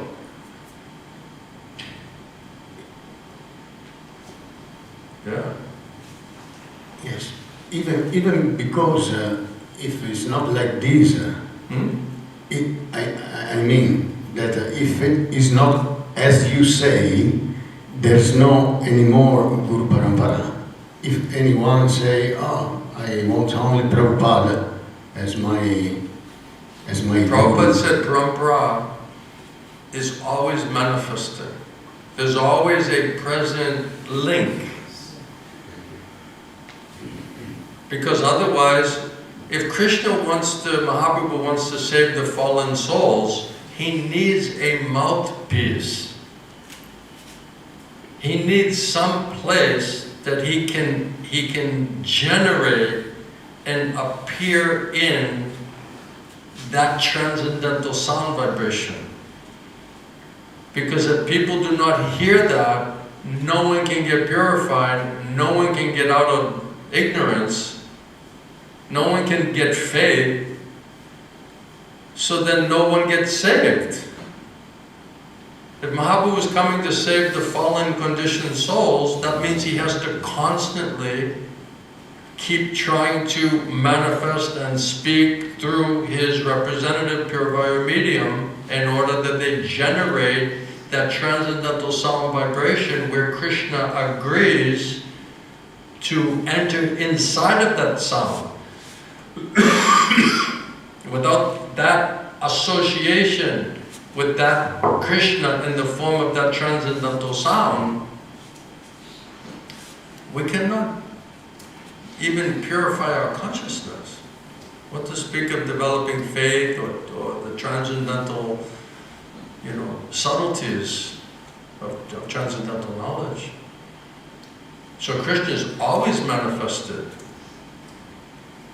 Now the question is, where is he manifesting? Right? Who's he manifesting through? So all the people acting like Guru, they're saying he's manifesting through me. I'm Parampara. I'm speaking about Krishna, means Krishna manifesting there.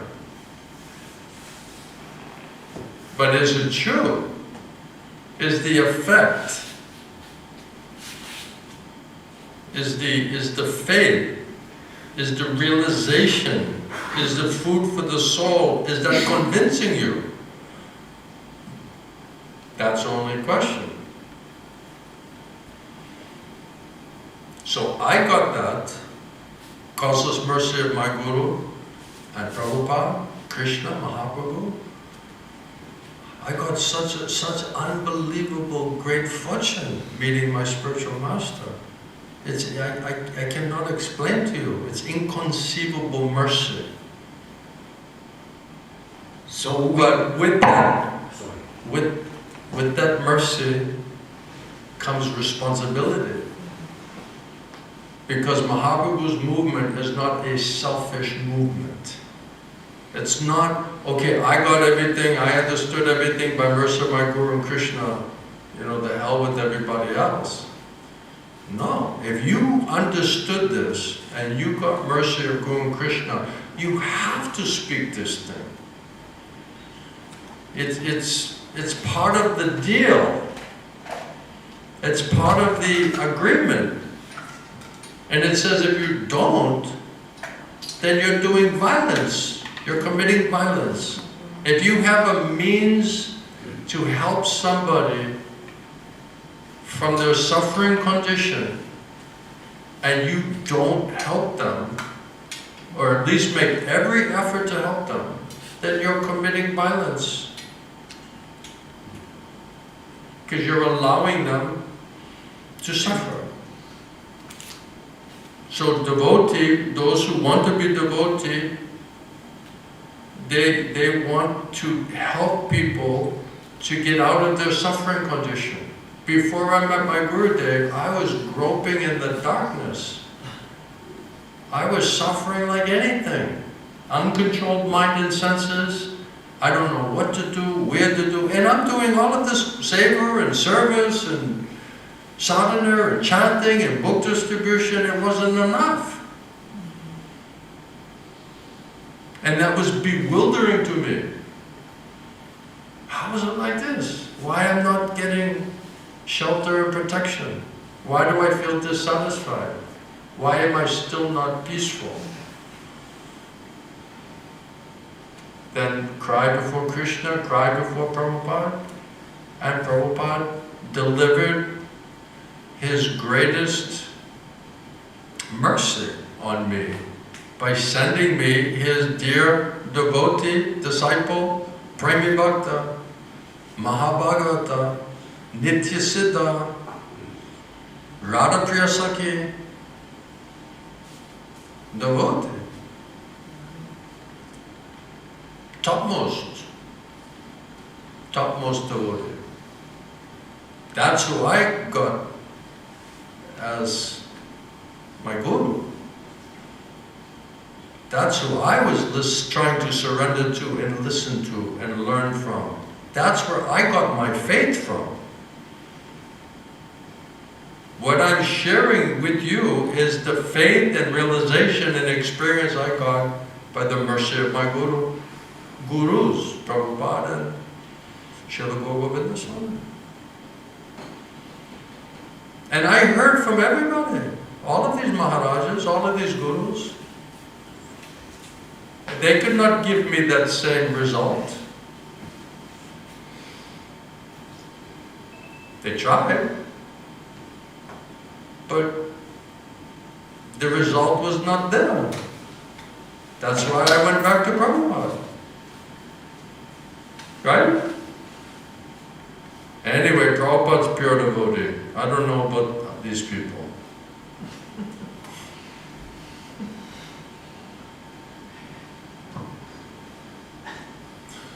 So, they take this as very offensive.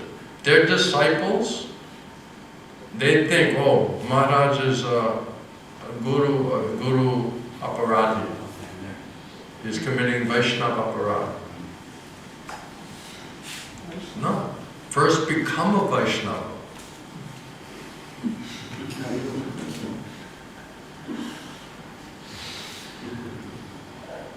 Wow, that's a heavy statement. Vaishnava means transcendental platform. With Krishna, Krishna's representatives, Vrindavan, all the sad little boys and girls in the mood of separation.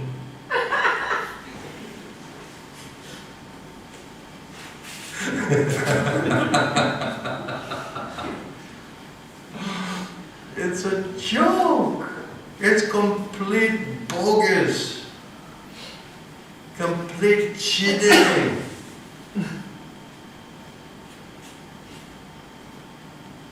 And many people buying into it, paying for the Kirtan Mela.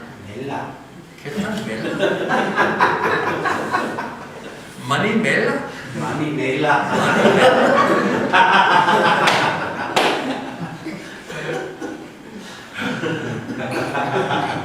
Even if by mistake they say, hey, you going to the money mela? I mean the kirtan.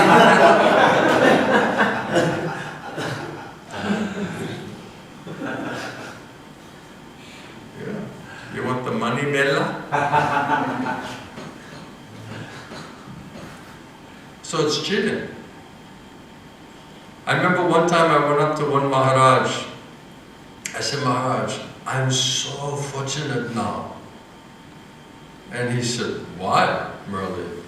I said, because I heard from an actual Premi Bhakta, pure devotee of Krishna.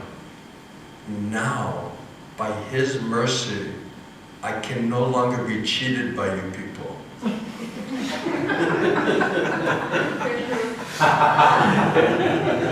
That Maharaj was like, Murali, why do you do this to me every time?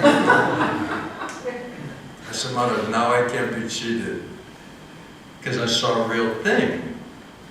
I heard real personality. I saw the effects of hearing from that personality. And you guys cannot duplicate them. Sorry, not sorry. Sorry, not sorry. That's why they don't like me. That's why they don't invite me. You think they want me preaching when I'm preaching to their disciples?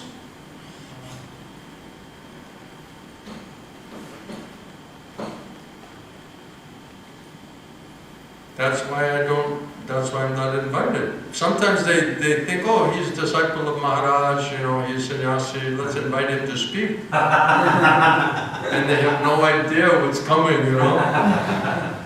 I remember one time I preached in the Mata, you know, in London. And I was preaching, so I was like on fire there, right? And then I'd get up out of the class, you know. I remember when I was preaching there, and it was basically the verse was something how Krishna is like perfect son. He's teaching how to be perfect son, how to be perfect disciple. So like on this topic. So I started to speak like this, and one Maharaj was in the class. He said, you cannot speak like that. In the middle of the Bhagavatam class. There were like hundreds of devotees sitting there in the mala. So I was like shocked. I never had a Maharaj, you know, scream out like, you cannot speak like that. And I said, Maharaj, this is like the first sentence. I didn't explain anything yet. That's why I was so baffled, you know. It's like, I didn't even start yet, you know. And then I started saying, I said, Maharaj, you know, please be patient with me. You know, I'll explain everything to you. He's like, you know. So then I start saying it, then I start explaining it. He's like, no, stick to the purport. Stick to the purport. And he starts like screaming at me in the middle of the class. So I'm praying to Gurudev Krishna like, what's going on here? How I can explain all of this thing? This Maharaj, he not let me speak. So then I just somehow, some thought came, you know, you just exposed that Maharaj, you know. Then I started like blasting that Maharaj. You know, how you're committing offense to the Bhagavatam. I'm speaking Guru Sara and Shastra.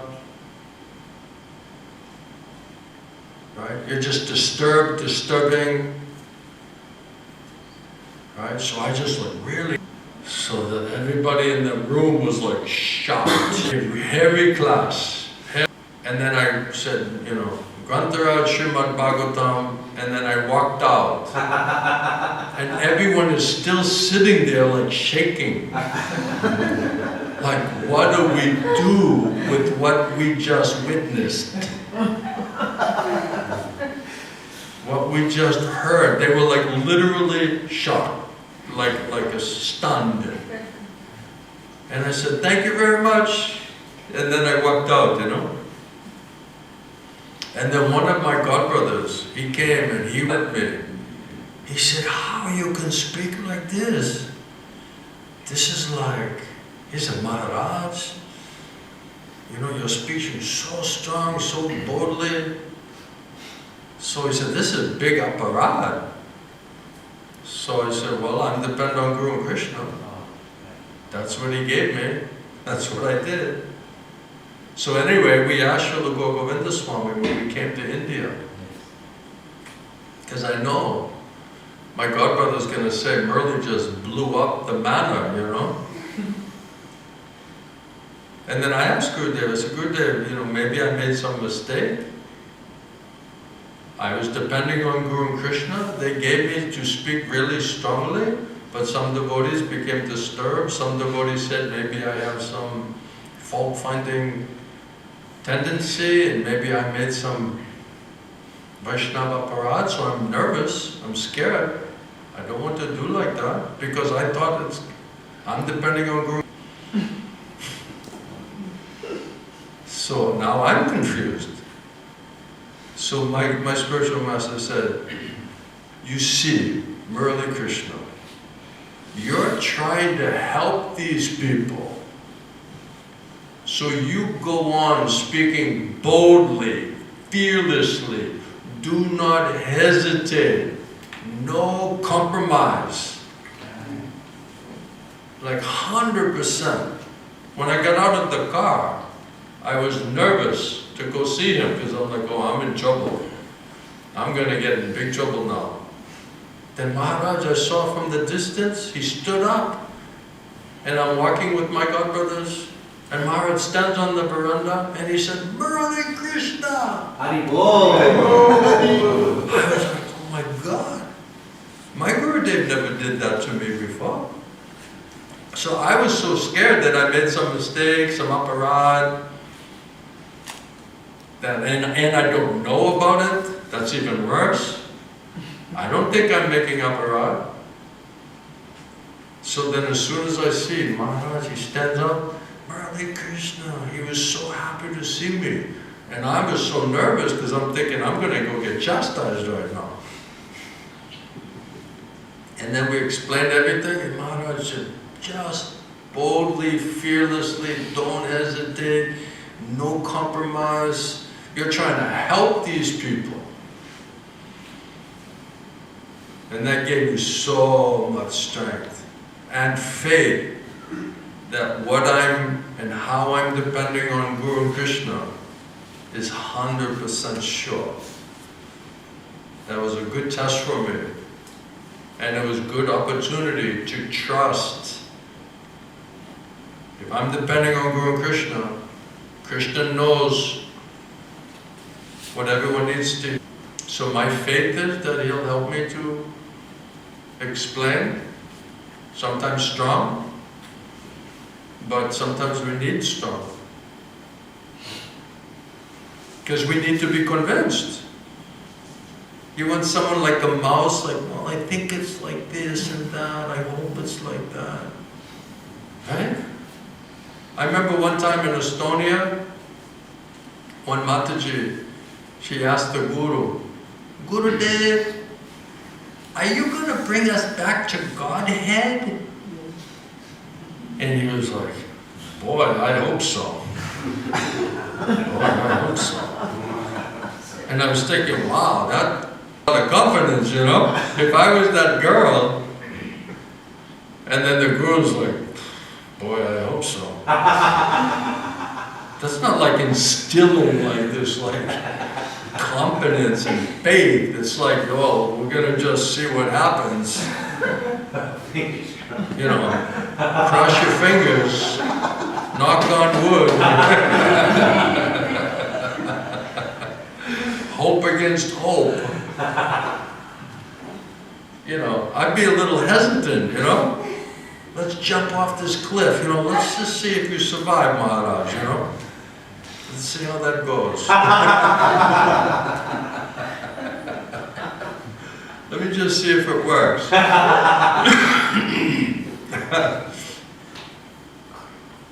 Nothing, you know, just a faith builder. It will be a faith builder. If you survive that, then I'm all in, you know, then I'm all in.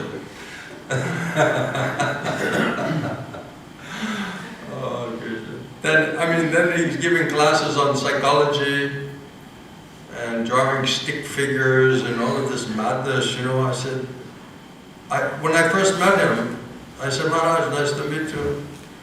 And I said, I'm so fortunate to have your association. He's GBC Guru. I said, I'm very fortunate to have your association.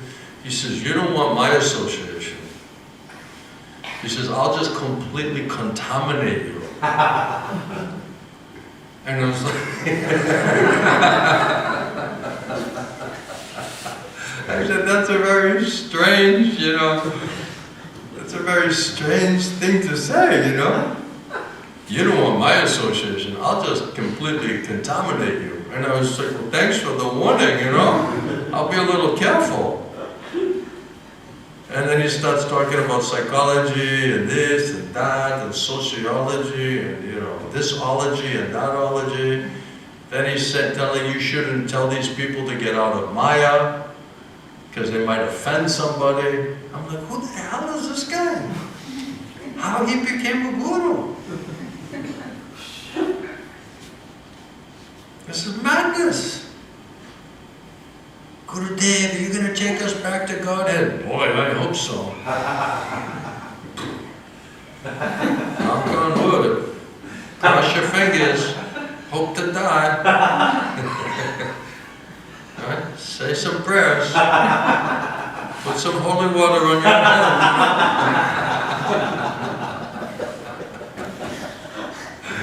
Buckle your seatbelts. It's going to be a rocky ride, you know. Buckle your seatbelts, you know. You're strapped in. God knows where we're going, but you're strapped in, you know.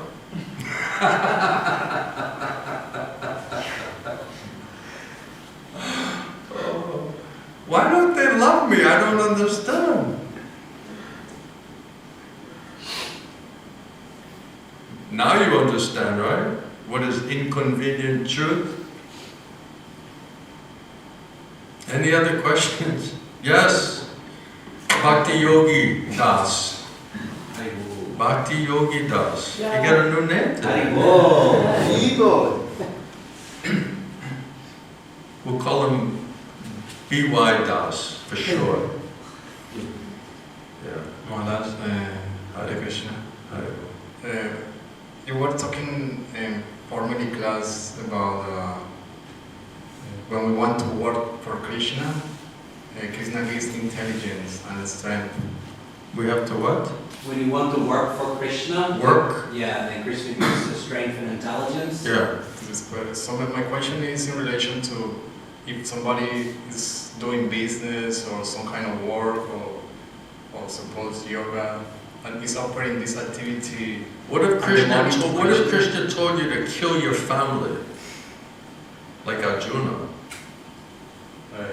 That's completely spiritual. Right? That's Dharma. Right? You think of the instruction Arjuna got. Kill your family. Don't worry, I'll deliver them. But for now, kill them. Wow.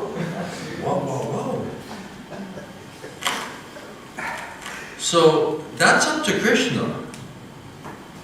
What he tells you. Right? How Krishna wants you to serve him, Krishna will tell you. But you have to be 100% convinced. What does Krishna want you to do? Are you 100% convinced? You're hoping, but are you 100% convinced what Krishna wants you to do?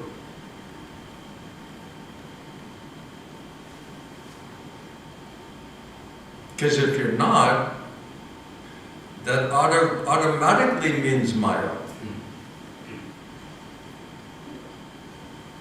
So how you're going to rationalize that and twist that and bring some philosophy and some karma yoga and,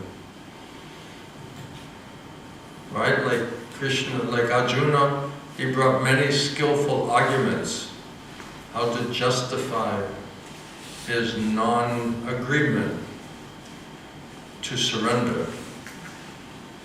So, are we making excuses? We're hoping against hope, we're generalizing, we're being illogical, we're being crooked.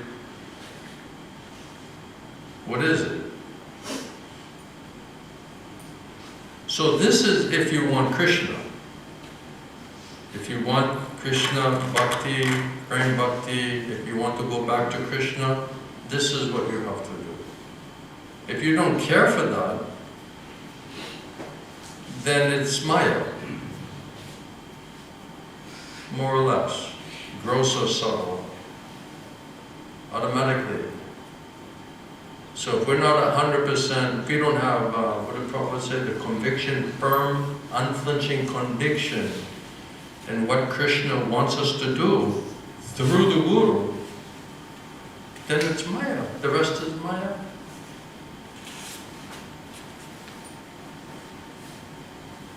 What do you think?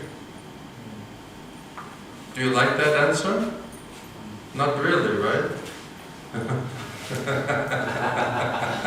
Are you feeling a little disappointed?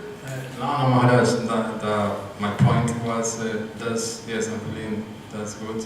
That's what? No, Did you say that's the answer. He said, no, I'm feeling that's quite good. That's what? That's quite good. It's quite good? Well, no, Let's go I know deeper. that's- Let's no. go deeper. No, I know that's the answer, but we can use the money that we get from any war just to keep the body and... That's a secondary point. Right? The main point is, what does Krishna want you to do? Krishna says, if you understand what I want you to do, and you agree to that, then you will purify and elevate your consciousness. If you don't do that, if you don't understand it, you don't do it, you don't follow it, then every other thing that you do will contaminate and degrade and keep you in this karma bandhana, the cycle of birth and death.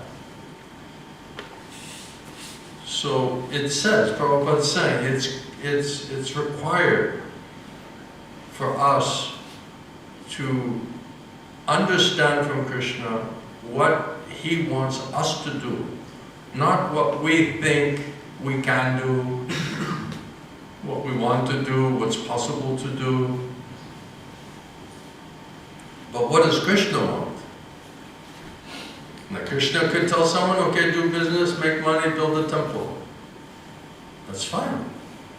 But that direct instruction. You be in this ashram, you do this service, specific service, Krishna will tell you. Otherwise, if you don't know that and you're just trying to say, well, I think that what I'm doing is good enough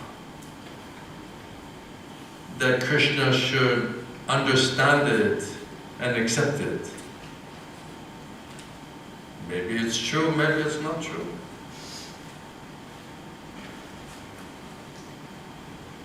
But if you're interested in bhakti, then Krishna says, Savadam and Prityaja, Mamakam and Braja. Abandon all other karma, jnana, yoga. Prabhupada says directly, not to do yoga. This will be an obstacle in your bhakti. Don't bother with yoga, don't bother with psychology. And what are they doing, these gurus? Oh yes, even the gurus are teaching yoga for money, teaching how to make prasadam, cooking classes for money. What is this? right? Teaching you how to do this and that for money, right? So you look up all the places Prabhupada says about yoga, and Prabhupada says, don't do yoga, hatha yoga, all these other yoga practices. Now, if you don't care about what Krishna wants and what Prabhupada is instructing, then that's your business. But how do you reconcile what are you doing with instructions from Krishna and Prabhupada, Krishna Parampara?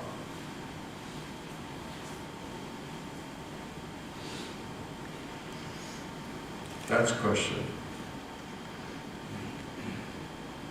So if you don't care for, Krishna Bhakti, then you can do anything you want. I remember one person, I was telling you about this Chiteshwar? He was like a ghostbuster from Orissa. He had one ashram called Pagala Ashram. Pagal Ashram. And he was walking around with like some amazing color, like maroon pink dress. He was like a really strange dude, And then he had, in his ashram, he had these little pots. And then he had all these different demons, like, living in these pots.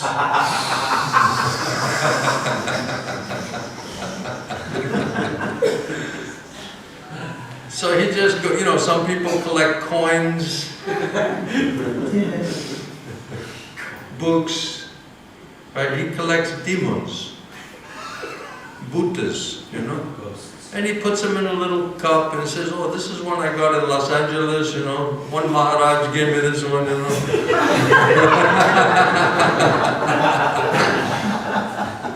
It's a very big one, Very big one.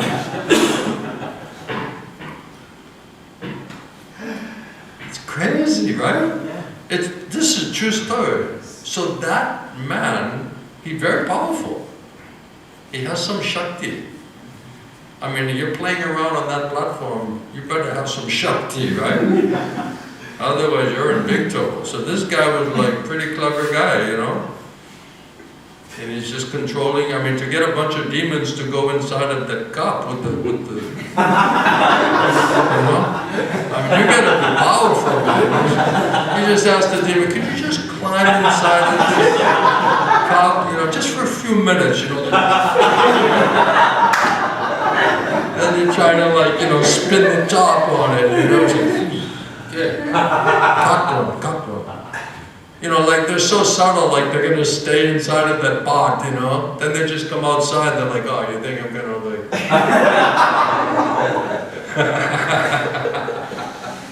But anyway, he had all of this thing going on, So he comes floating, across the Pagal Ashram, and we were on Padayatra.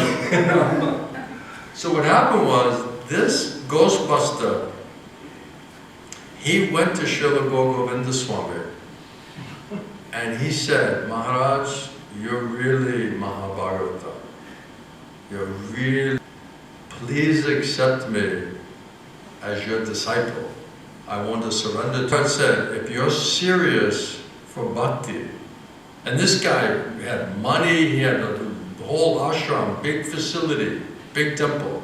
And Maharaj said, if you want to surrender and you want bhakti, you have to give up this business, this nonsense. And then he said, okay, I'll think about it. He said, Maharaj, this is too important to me. This is my livelihood. It's how I'm surviving. I'm pretty good Ghostbuster. I can make a lot of money, right? So then what happened was, then he went to other ISKCON Guru. And then he said, Maharaj, can I be your disciple? Maharaj said, yes, no problem, come. And he accepted him. Then he got initiated. I don't have to say who was the guru. So when Srila Govinda Swami, he came to Los Angeles, California, and he was trying to give the giving class, and Prabhupada discipled many devotees not coming to the class. And then he found out why devotees not coming to the class, because they were up all night with the Ghostbuster. And they were in the business of cleaning out the ghosts.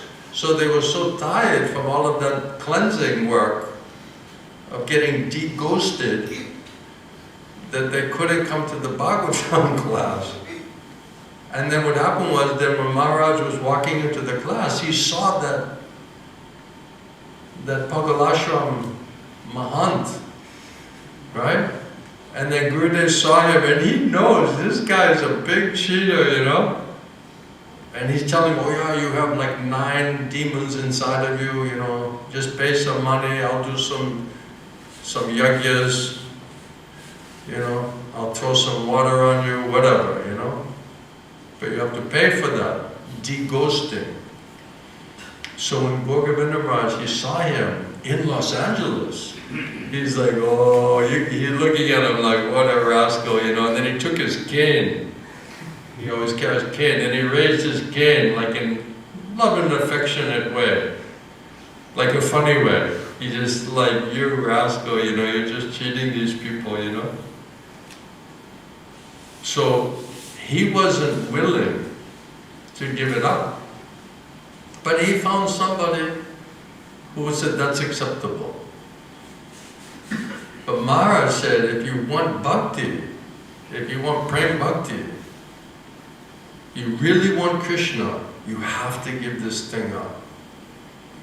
And he was not willing to do it. So this is really for serious people, serious students. And you can find some guru, they'll say, that's all right. Just give some money, pranam, pranami, then all things are possible. Pranam, pranami, many things are possible.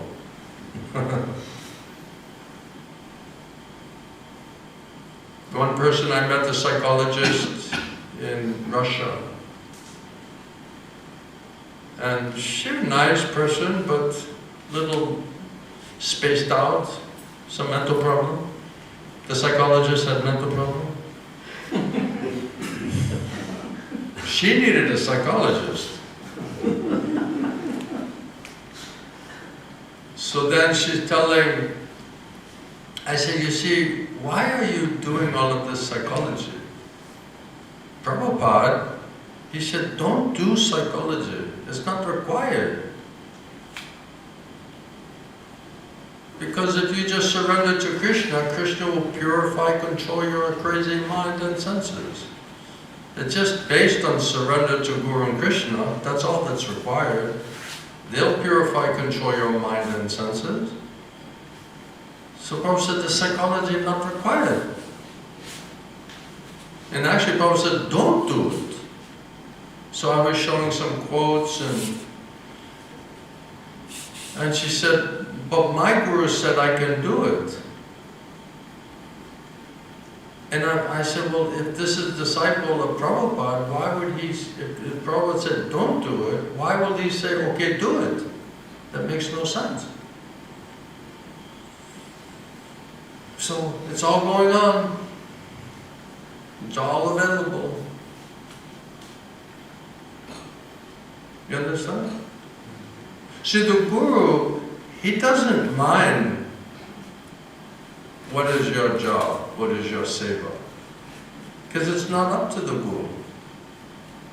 Whether you're married, not married, this job, this service, that doesn't matter to the spiritual master.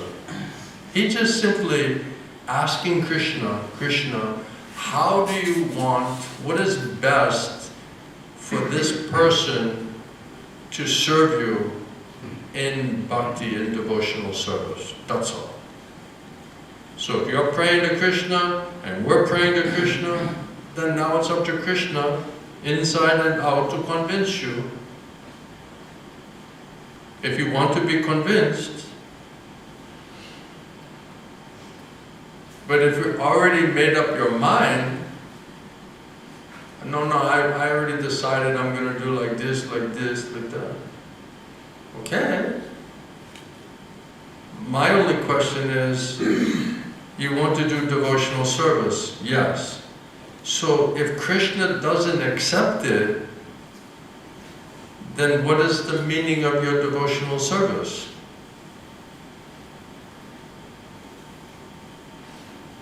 It has to be what Krishna wants us to do, and we agree. We take the dictation, we take that instruction, and we try our level best to please Him. Then that is devotional service. And Prabhupada says anything else that's not for pleasing Krishna, is not what Krishna is asking you, is Maya. It will just bind you. Action, reaction. Cycle of birth and death is there. Maybe we can read this other verse. We can discuss it further than that. So ask Krishna. It's not like a negotiation. Yes. You know, we're not into a negotiation with Krishna. All right, Krishna, all right, you're asking me this. This part I can do, but I want to do like this. It's not like a business deal. It's just, Krishna, I'm your servant. How can I serve you? And that instruction comes internally through the Guru, confirmed by Krishna, Chaitya-Guru Paramatma. And then when you do it, you get a great result.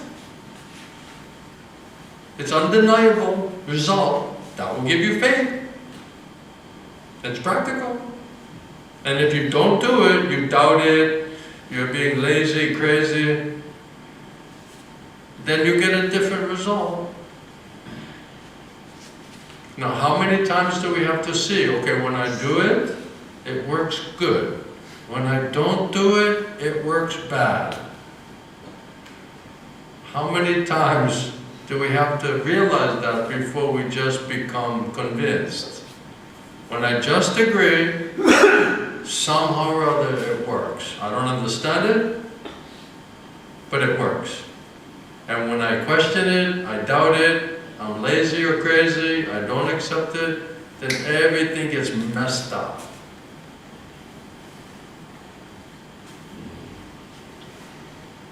There's no shelter, no protection, no mercy. Why it works is shelter, protection, merciful intelligence, spiritual strength, and conviction from Guru Krishna's causeless mercy. That's why it works. And if we don't do it in a pleasing way, in a mood of devotional service, and Krishna doesn't accept it, then we'll have uncontrolled mind and senses, material desires, sinful activities, automatically. No peace, no freedom from anxiety, fear, disturbance. You get opposite result.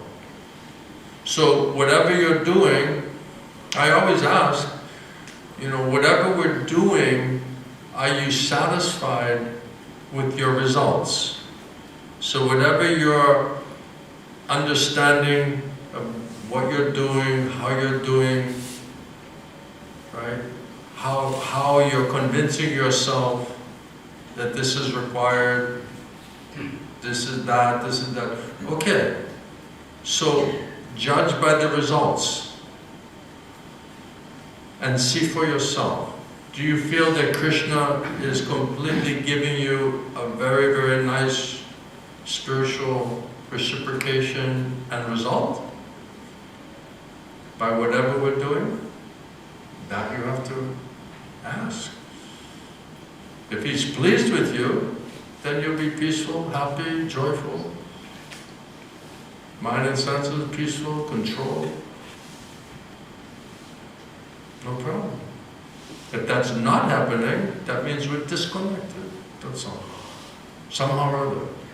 So we have to find a way how to be connected. And that connection is coming through the Guru. When we agree to follow Guru's instruction, general specific instruction, he plugs us into Krishna. When we don't agree, we're just like pulled out the plug. You just kicked out the plug. Then now, like just when the power goes out, no lights, no AC, no brightness, no peace. That means you're unplugged. So you want to be plugged in or unplugged?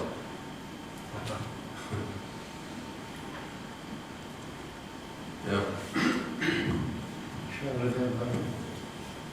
You're talking about you were saying about that we have to go deeper in searching Krishna within the heart. We have to dive deep to search Krishna within the heart. Yeah, that's what Krishna said. Yes. What does that actually mean, and how to actually do that?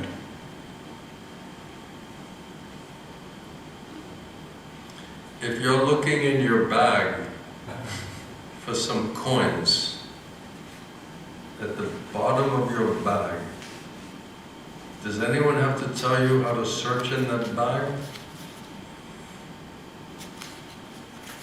If you know there's coins in the bottom of this bag, right? You just start going through everything, right? To try to find the coins, the valuable gem, right? Does anyone have to explain how to do that? It's like if you have curd sabji, and then somewhere in that sabji there's some curd. Does anyone have to tell you like how to find the curd?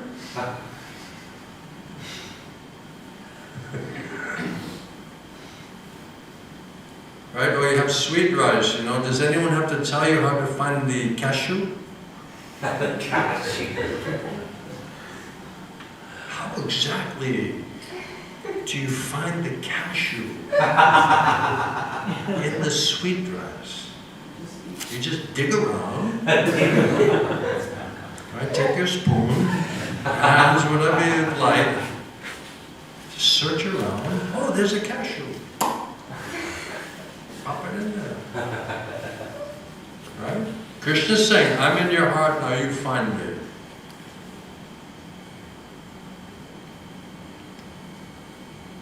I remember one person who was like spiritual person. Somehow, this person told, God is in your heart. You should shut out every other thing, and you should just dive deep and try to find God in your heart. And because she had some spiritual nice qualities, I could understand she was doing like that. And because I was attracted to her spiritual quality, I said, she's giving me a good hint, so I should try to do that. So that started this process of trying to find the Lord, Supreme Lord, within the heart. So if you're just looking, Krishna, where are you, where are you, where are you, right? And Krishna says, oh, this person's actually looking for me. Then Krishna will reveal himself to you. But if we're not really looking, and we're just officially situated in the religious organization, that's totally external. Spiritual life is internal, not external. So japa is supposed to be trying to find and associate with Krishna inside. Otherwise, what, you're calling out and what, you're calling to him in Vaikuntha?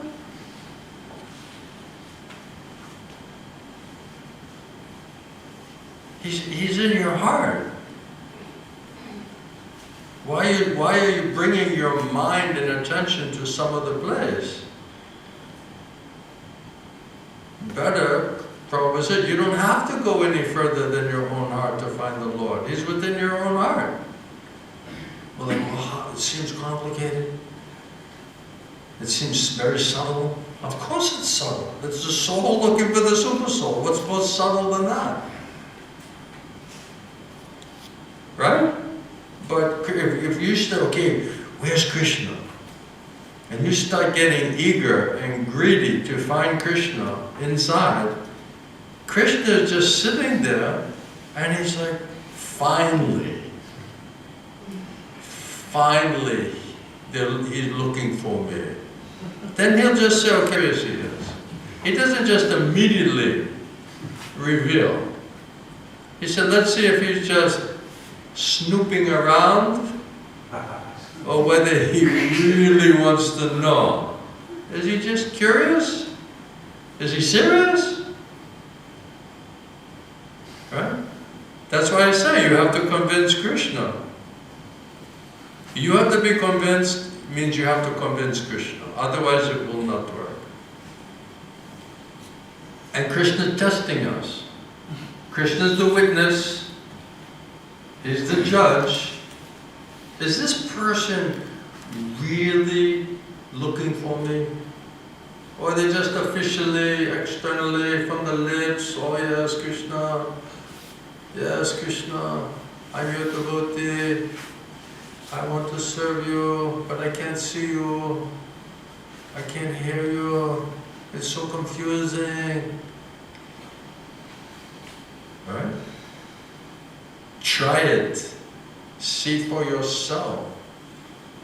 Krishna will convince you. Well, otherwise, why is Krishna giving this instruction? It's not, you're looking at me like I'm giving you some strange instruction. Right? We've been reading Bhagavad Gita for 10, 15, 20, 30 years. Why is this some new instruction? Because nobody emphasized it. Nobody woke your soul up to this requirement. Because they don't know. That means they're not doing. Then if you're not doing, how you can be a pure via medium of that Chaitanya Paramatma? If you have no faith and you're saying, why are you preaching about the Paramatma, Super Soul? We're not, he said, we're not interested in the Super Soul. We're interested in Krishna.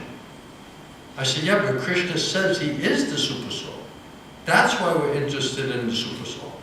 And Krishna says, from me will come your intelligence and faith and knowledge how to get me. Where do you think it's going to come from? It says, Guru, Shastra, Atmarupa. Atmarupa means Super Soul. Who's speaking through the Guru? Super Soul. Where do you think that Guru is a pure via medium from? Where do you think he's getting his information, his flow? Where do you think it's coming from? Prabhupada said yesterday, all of that is coming from the Super Soul.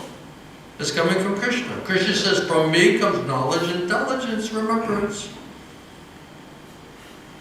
We're like, wow, this seems so mystical. And yeah, it's totally mystical. Krishna is supreme mystic. And if we're not thinking about this and doing this and practicing this, what are we calling spiritual?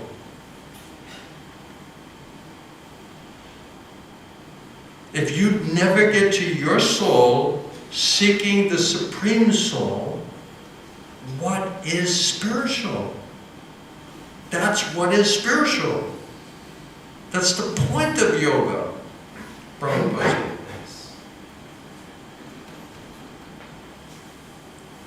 And then you go to the gurus, these so-called gurus, they said, no, you're not advanced enough to do this. You just listen to me. I'm your authority. You sign this oath of allegiance to me. I am a robot. I am a fanatic. I have no ability to think. I may commit offense. I only follow instruction from the ultimate managing authority. TBC. Ultimate managing authority. Ultimate managing authority.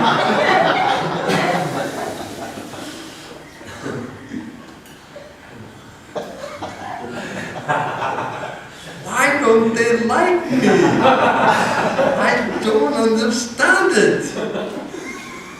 It's very confusing.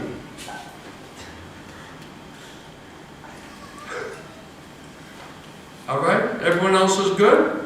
Yeah. Did I answer your question? Oh yeah, I answered this question. Right? How to find a cashew, how to find some coins in the bottom of your bag. Yes. Right, what was the other one? Oh, the curd and the sabji? Yes.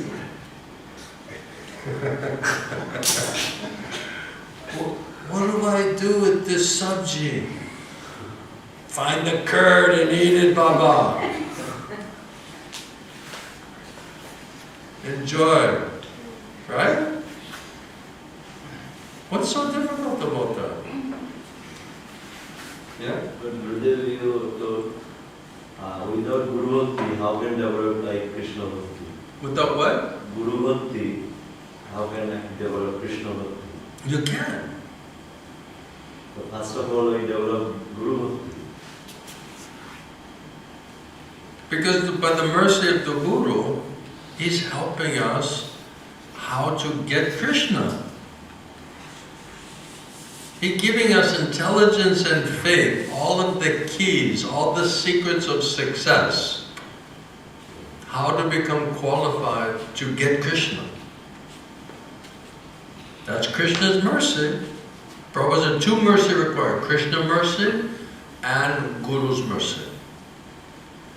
By mercy of Krishna, one gets a Guru. By mercy of Guru, one gets Krishna. Then you know exactly what Krishna wants you to do, inside and out, and then try your best to execute it. Once.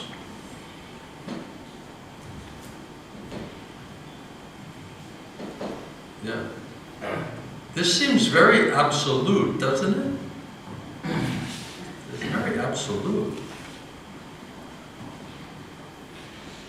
That's why not everybody is interested in this. This is like, come on, this is too much, you know? This is too serious, you know? Let me just live my life, I'll do a little sadhu sangha and give a donation, you know, boss.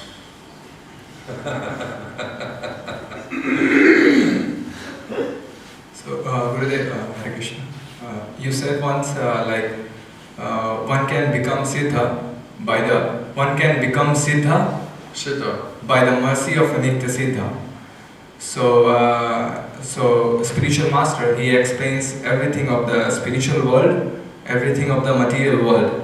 So when one becomes a Siddha, so he goes to the spiritual world and then he comes and then he explains everything of the spiritual material world or whatever he has heard and realized or experienced by the hearing process. He explains those things. Yeah. If you get mercy of Guru Krishna, you're already in the spiritual world. Spiritual means... If you get mercy of Guru Krishna, you're already associating and hearing from Krishna. Even in this world. That connection is already established. That faith, that realization, that reciprocation, that realized knowledge, that is what is being expressed to you. Even in this world, even in this life. You're getting perfect knowledge from perfect source. That's perfect. So Prabhupada says, if you perfectly hear, by mercy of Guru and Krishna, you'll perfectly hear. If you perfectly hear perfect knowledge from perfect source, your knowledge is perfect. Perfect means siddha, isn't it? So if you hear perfectly, that's siddha. That means you're hearing directly Krishna, inside and out. That means Krishna completely revealing himself to you. How is that possible unless you have real bhakti towards Krishna? Krishna says, unless you have pure devotional service towards me, I'll not reveal myself. So how can you be pure via medium of Krishna unless Krishna is revealing himself to you?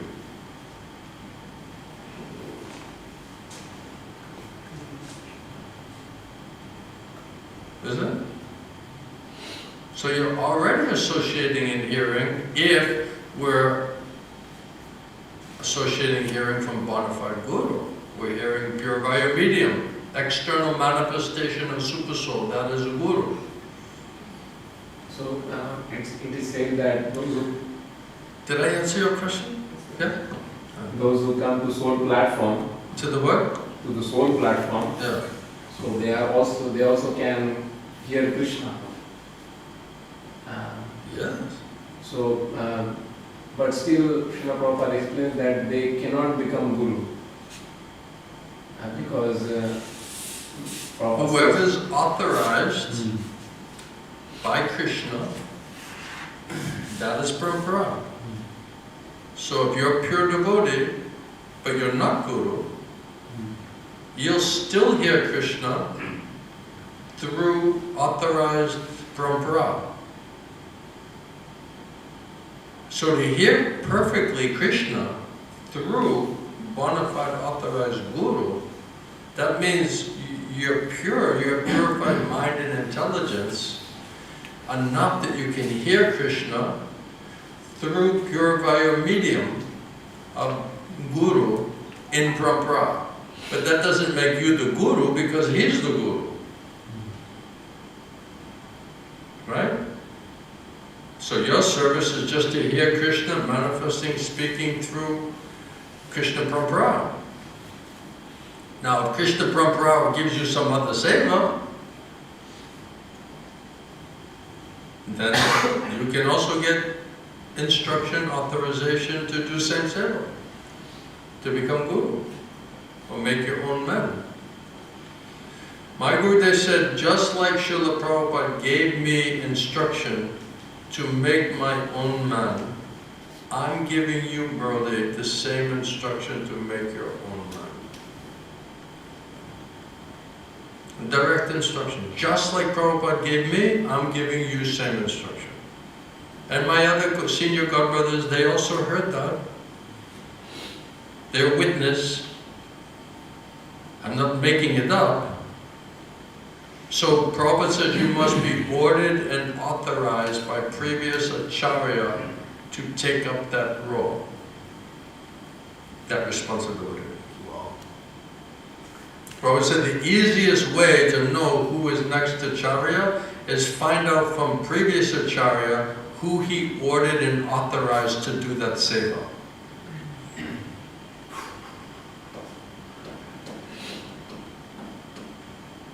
Make sense? You answering all my questions. I'm not doing. I'm just servant of the servant. Of the servant. Prabhupada said, make me dance, make me dance, make me dance, as you like. You can make me a success, or you can make me a failure. That is up to you. Prabhupada said, anyway, I just tried. And if anything good is coming, means simply mercy of my Guru. And because I tried my best to present as it is, what is the fact? What is the truth? And Prabhupada said, if Krishna, you empower my words, that will convince them. So Prabhupada said, unless you are empowered by Mahaprabhu and Mahaprabhu's parampara, nobody can be a preacher. Really.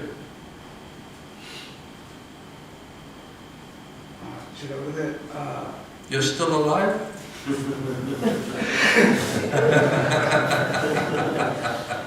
He's hanging in there, huh? He's like the bird in the bird cage on one claw, you know. If Krishna is manifesting through the heart of one devotee, it means like it's also manifesting through the sound vibration, or Krishna can manifest partially. Like, If Krishna is manifesting through the heart of pure devotee, is he also manifesting through the sound vibration, or can he just manifest partially? Yes. It's Krishna. It's like, you could say it's like Krishna, and then he's getting in a transcendental spaceship called sound, and he climbs in there, and then it shoot like a rocket, transcendental sound vibration, then he comes into your ear, and he penetrates all of the gross, subtle, material elements, and inject into your soul, Swarup Shakti, Krishna. So Krishna traveling from the heart, through the mouth, through sound vibration, into submissive aura reception of qualified, greedy to hear student. Then you get mercy of Krishna, mercy of Guru, mercy of that katha will penetrate all gross, subtle, material contamination and be injected into your soul. That's what is food for your soul. That's Krishna feeding your soul. That's how he feeds your soul. So it cannot be like it's manifesting through sound, but not through the heart of that devotee. It's like if it's Krishna, he's there, like through the heart. Krishna is in your heart. He knows what you need to hear.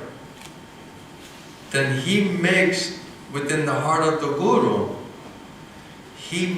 Krishna speaks to you through the mouth of the Guru. And then when that sound hits you and it goes to your soul, then Krishna will say, this is exactly coming from me. And you see by the results, the effect. Yeah, transcendental sound vibration. That's why it says the main seva of Sadhu Guru is to do kirtan. That is his main seva. So we create a temple room, you invite some souls, and then the Guru comes, Krishna sends the Guru, and then he empowers the Guru's sound vibration. Krishna enters into the sound. If it penetrates into the submissive aura reception of the eager student, then you can realize Krishna through that experience. That's process. So the only question is, Krishna, whose sound vibration are you entering inside of? Because everyone's making some sound. But the point is Krishna inside of that sound?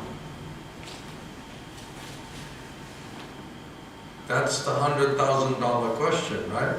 That's now inflation. That's the $1 million question. Yeah. But the Maha Mantra is not different from Krishna.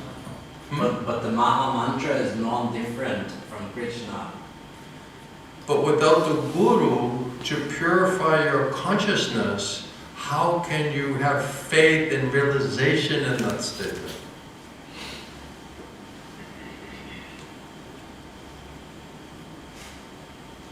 It's a good answer.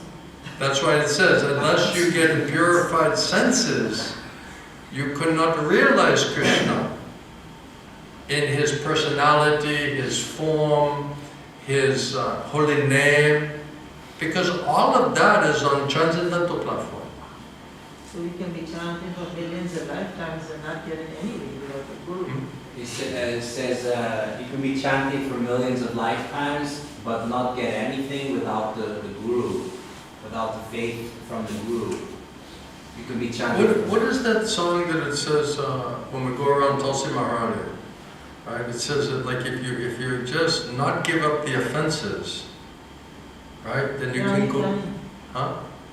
Then you can go on chanting for millions and millions of lives and never get Krishna. Right? So without the Guru, how will you give up your offenses? How will you give up your mental speculation? How will you give up your material desires? So how will you manifest humility, tolerance, and no desire for pratishta? So if you are chanting and you are really sincere, then Krishna will send you a guru. He did. He did. Yeah, he did. Because your soul was crying for Krishna. Your soul was praying to Krishna. Krishna, I really want to chant your holy name. I really want to know you. I want to surrender to you. I have material desires, material attachment, but I don't want it.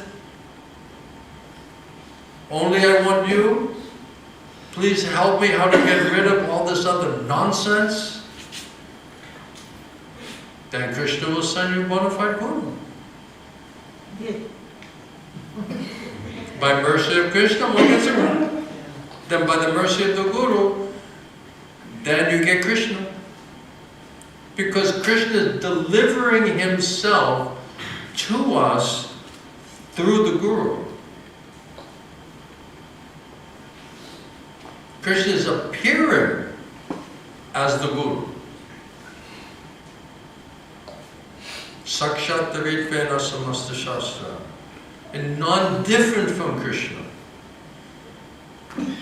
Because he directly purified a medium of Krishna.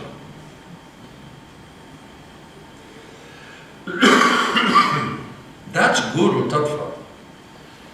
Guru Tattva is non-different from Paramatma Tattva.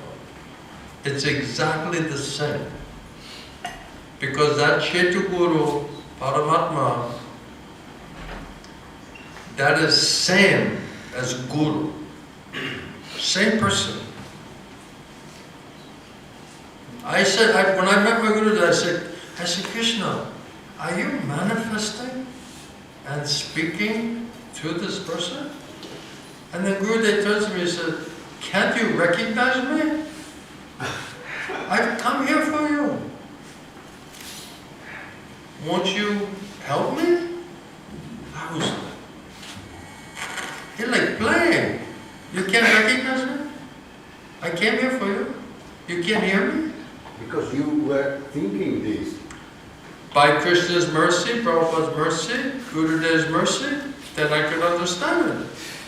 Prabhupada said Krishna will give you intelligence and faith. I was praying to the Super Soul. I was praying to Krishna in my own heart to please help me to understand, have you made this arrangement for me to meet this personality?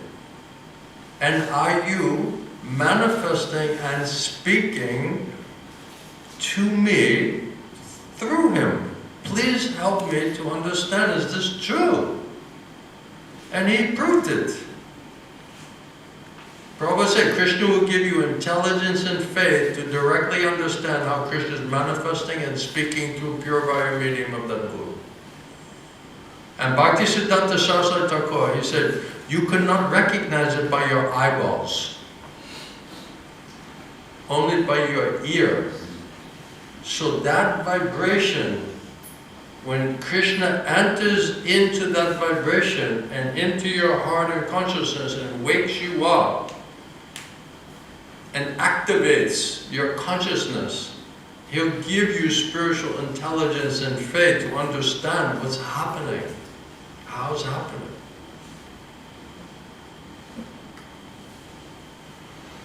That's what it says in the Shastra. That's what all previous acharyas are explaining, same thing. That was also my experience.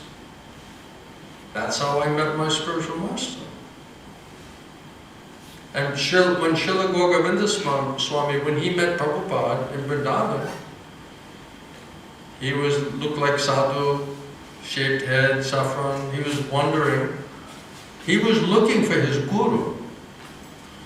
And he went up and down India, many ashrams, many places, many sadhus, many gurus. He was not satisfied. Then one day he got one Back to Godhead magazine, and one picture was Krishna, other one Mahaprabhu. Then he said, oh, I like this combination, Krishna, Mahaprabhu. Who's putting out this magazine? Srila Prabhupada. Oh, I have to meet Prabhupada. Then he came to Vrindavan Prabhupada room, and Brahmananda Prabhu, he was there, and he was like bodyguard. He's blocking everything, like literally blocking everything. He's a big boy. And he not allowing Srila Govinda Swami to go to meet Prabhupada. Because they thought, oh, he's just in Baba, some Babaji. And then Gurudev was saying, he's begging Brahmananda, please, this will just take one moment. Please, let me just have one moment with that Maharaj.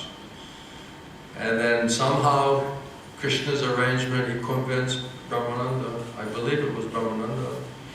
Then he came in to see Prabhupada. He paid obeisances to Srila Prabhupada, my Gurudev. And then my Gurudev said that Prabhupada started asking him, so, where are you from? How are you here? Just some like a friendly talking. And then Gurudev said, then Prabhupada said, oh, are you a sannyasi? And then immediately Srila Prabhupada said, I will make you sannyasi. Then my Gurudev said, when Prabhupada said like that, he knows this sadhu, this guru, he's in touch with that Paramatma Chetu Guru. Because he knows my spiritual destiny, my spiritual desire. And he spontaneously tell him.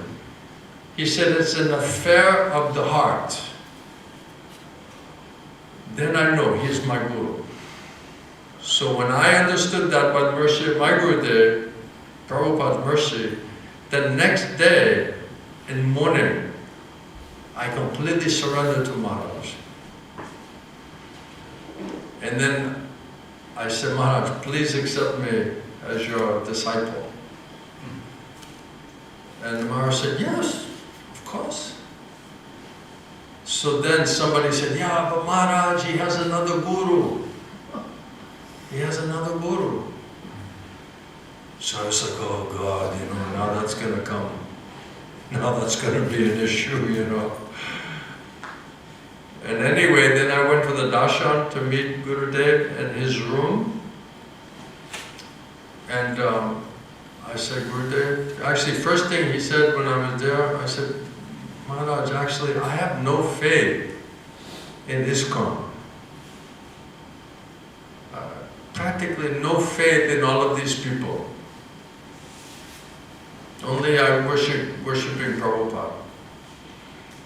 And Maharaj said, you see, ISKCON is Mahaprabhu's movement. And for years, I had little to no faith. Maharaj said, made one statement. You see, ISKCON is Mahaprabhu's movement. And immediately, I had like unflinching faith. I was shocked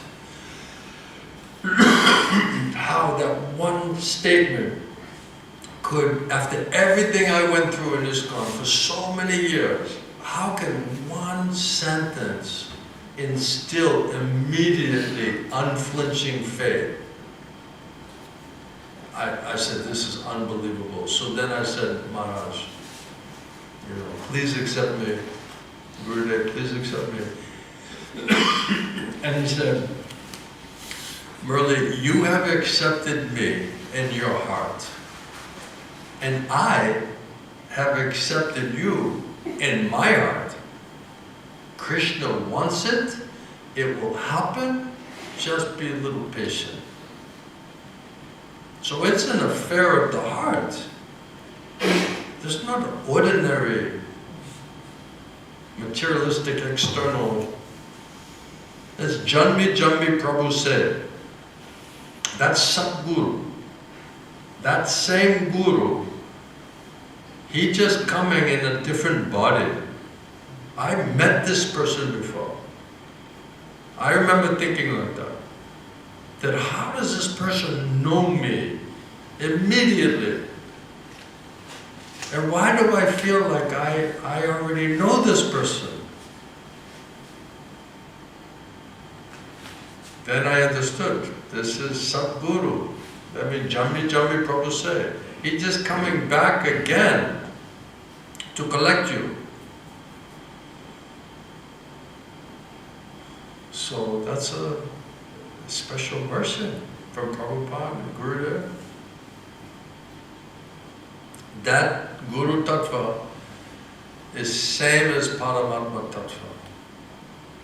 So when this Maharaj said, why are you talking about Paramatma? And my training was non-different. Krishna inside, Krishna outside. That means this person has no idea what is Super Soul, what is Krishna inside. Then we had a meeting with that chairman of the GBC and one other devotee. And they were drilling me, asking so many challenging questions, trying to figure me out. So then one of the devotee, he said, well, Murali, do you think that we are in touch with the Super Soul? So I started like looking at him, and I'm looking at his heart, and I'm looking at his eyes, and his heart, and his eyes, then looking at Maharaj's heart, his face. So I'm doing like this drama for like 5-10 minutes, you know, and they're like, they're in disbelief, like this guy is analyzing, he is scanning whether we are in touch with the Super Soul or not. And they were like curious, like what is this person gonna say? This is unbelievable. They said, are we in touch with the Super Soul? So I'm going,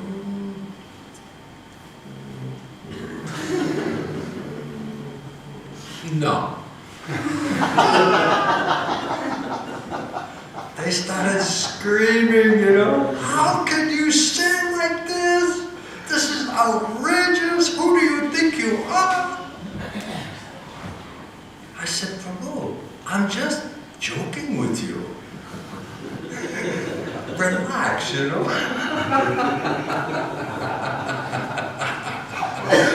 Then he looked even more foolish, you know. I said, oh, I'm just kidding with you. I'm just joking with you. Relax, you know. They flipped out.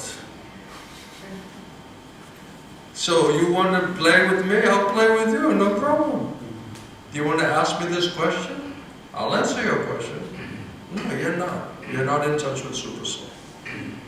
You're the same person who said, are you preaching about the Super Soul? We're not interested in the Super Soul. So did I not speak the truth to him? You just told me you're not interested in the Super Soul. I'm just repeating back your own words, Maharaj. Oh, you can't talk to Maharaj like that. You have to just listen to that Maharaj. I said, you mean the same way that Maharaj listened to me? I should do same?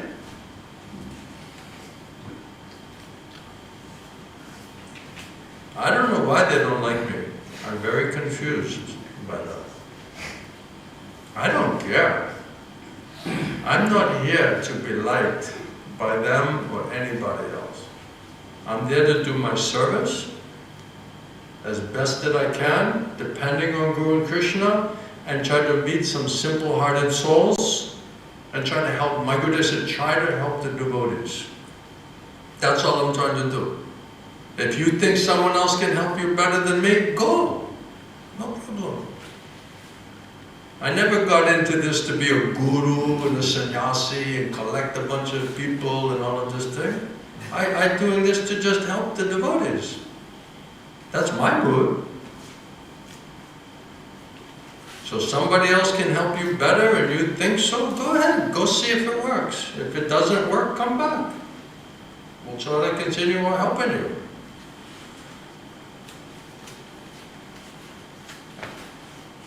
If it works and you're happy there and you feel better situated, God bless you, good luck to you.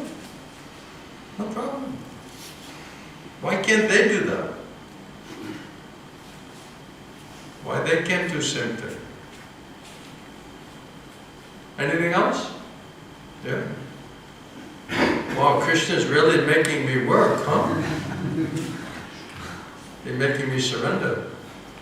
Yeah? I have one doubt. You look much better. You look more healthy. You look more happy. You look like a new man. Yes. You got a new life. Do you feel that? Yes. So how does that happen? Is this just coincidence? No, not at all. Sanatan must have preached to you. I think he was preaching to you. Yes. So what happened? It's a miracle. Weren't you the guy who was passed out, ready to leave his body a couple days ago?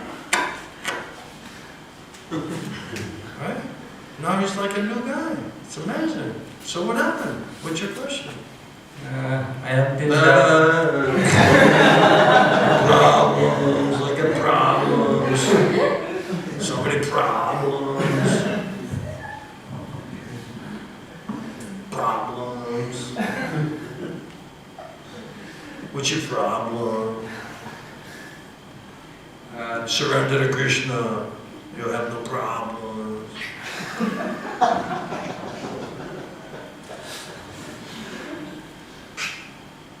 Do you need to be heard right now? Okay, let me. So what do you think? my doubt is why some Vaishnava acharyas seems very opulent and some are very detached, like Goswamis. Why did they what? Why some Vaishnava acharyas, they show some opulence and then some of them are very detached. Like They're all detached. Prabhupada, you know, many times when Prabhupada came back to India, right, he showed some opulence, right?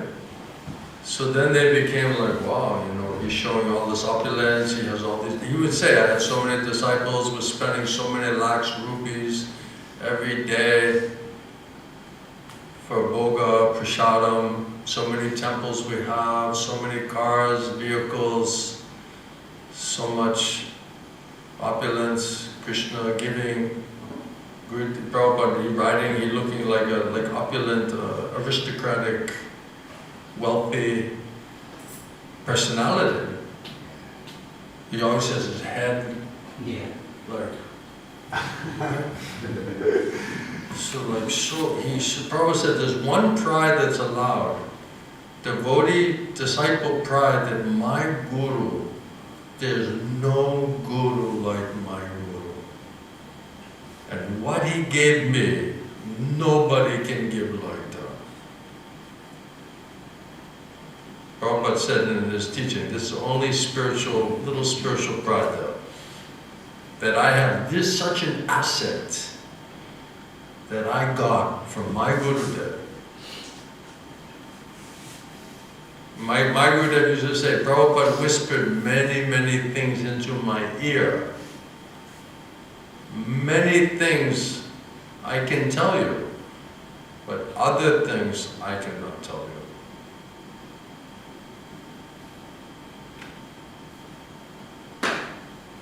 So, sometimes, right, especially in India, people coming from the village, right, they see big international society, ISKCON, so much temples, so much money, so much vehicles. Right, you see some of these brahmacharis, they're driving around in these motorcycles, it's like, wow, it's unbelievable, nice looking motorcycle. Cell phone. Right? And then some village boy is like, wow, I want to join ISKCON now. This looks like a pretty good situation, isn't it? So whatever it takes to come and chant Hare Krishna, okay, no problem. Prabhupada would say, if I'm just sitting under the tree and I have nothing, how many of these people will come? And when Prabhupada was preaching in India, and it had nothing, and not showing any opulence, really, right? How many people coming? Nobody. Nobody joining him. Then Prabhupada thought, okay, let me go to America, pick up some of those guys and girls, turn them into Vaishnavas, bring them back here. Then Prabhupada brought them all back, all the dancing white elephants, to Surat, right? Yeah. And they had the Harinam, Premanam, Sankirtan in the street. The whole city was going crazy. This is unbelievable. Prabhupada on big palanquin, so opulent, Jagat Guru, with all Western white dancing elephants. These people were like, wow, what's happening? Who is this sadhu? It's amazing. And then tomorrow we have Gorkishore Das Babaji Maharaj, his disappearance day. But he was, completely renounced. He acted like he was like illiterate and just like, how do you say it? Like this... Mendicant? Mendicant? Yeah, like mendicant, no, nothing, he has nothing. But then you see, tomorrow we're going to go to Gojrum, Srila Bhaktivinoda Thakur's house in the morning. We'll do Harinam there. And we'll go and also Gorkishore Das Babaji Maharaj has his Bhajan Kuta is there. And when Bhaktivinoda Thakur was there, Srila Bhakti Siddhanta Saraswati Thakur, all big, nice Vaishnavas, they would make Gorkishore Das Babaji Maharaj to speak Bhagavatam. Everyone thinking, oh, he's illiterate, he doesn't have anything, right? But they understood his exalted position in Parampara. And he only had one disciple, Srila Bhakti Siddhanta Saraswati Thakur. And he kept not immediately accepting Bhakti Siddhanta Saraswati Thakur. And then when Bhakti Siddhanta Saraswati Thakur said, okay, I'm going to kill myself if you don't accept me. Then he said, okay, very good, you passed the test. Then he accepted him. So all acharyas are coming for some specific reason. Time, place, circumstance. I remember one time in Mayapur, Srila Gogovinda Swami Gurudev was speaking to one Indian man, and they were speaking in Hindi. And I was just sitting in the corner, I was just chanting japa. And then I heard Maharaj said in English, you see, these people, they're not accepting me because of this, and he said this Indian body, because they're prejudiced people.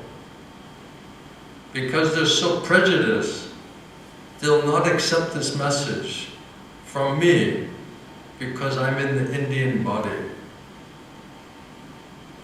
You see? So every generation of Parampara has a very specific purpose. Krishna knows what is required. Time, place, circumstance, candidate, personality, nature. In Kali Yuga, it requires revolution. This is revolutionary. So my Gurudev one time he said, you see Murali, you're a Kshatriya. Your nature is like a Kshatriya. Because Kshatriyas, they like to fight. Other people, they may fight, but they don't like it. But Kshatriyas, they don't mind, they like it. They like to fight. They enjoy it. So Gurudev was laughing, he said, so Murali, you're a Kshatriya, you like to fight, now go fight. Now go fight. So they didn't accept this instruction from simple, humble sadhu because they're prejudiced people, because they're the bodily concept of life, because of his skin. They could not hear and understand his transcendental platform. So now my Gurudev said, now you preach boldly, fearlessly, do not hesitate, no compromise. Try to help these people. Revolution is required. Revolution! Hey you! But we don't have any revolutionaries.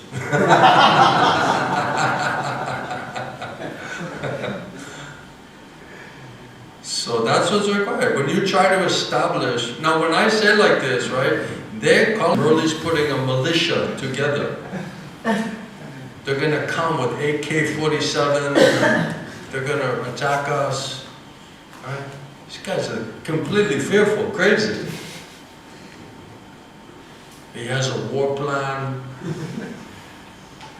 strategy, how to create a revolution. No, just whoever you meet, tell them what is the truth. That automatically will be revolutionary. You're hearing it and you're saying, wow, this is revolutionary, this is some new information. No, it's Bhagavad Gita as it is.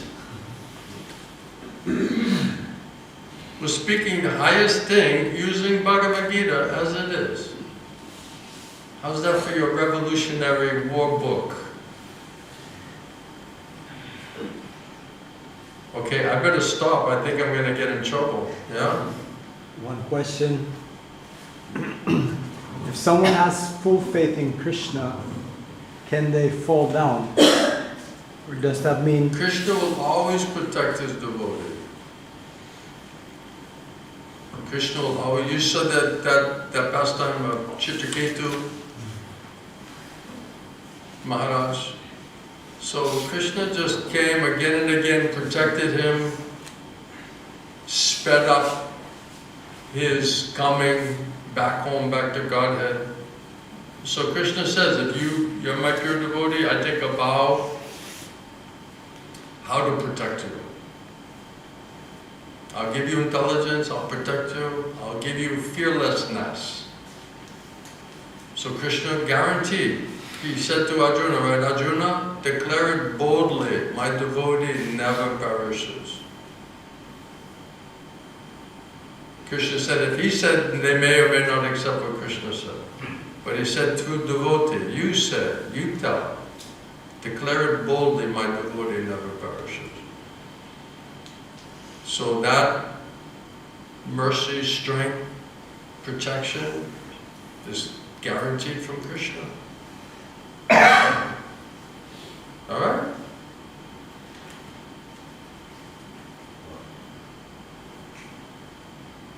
Hare Krishna. Anybody else? Thank you, everyone. Appreciate it. Shishigwari Thai ki. Srila Prabhupada ki.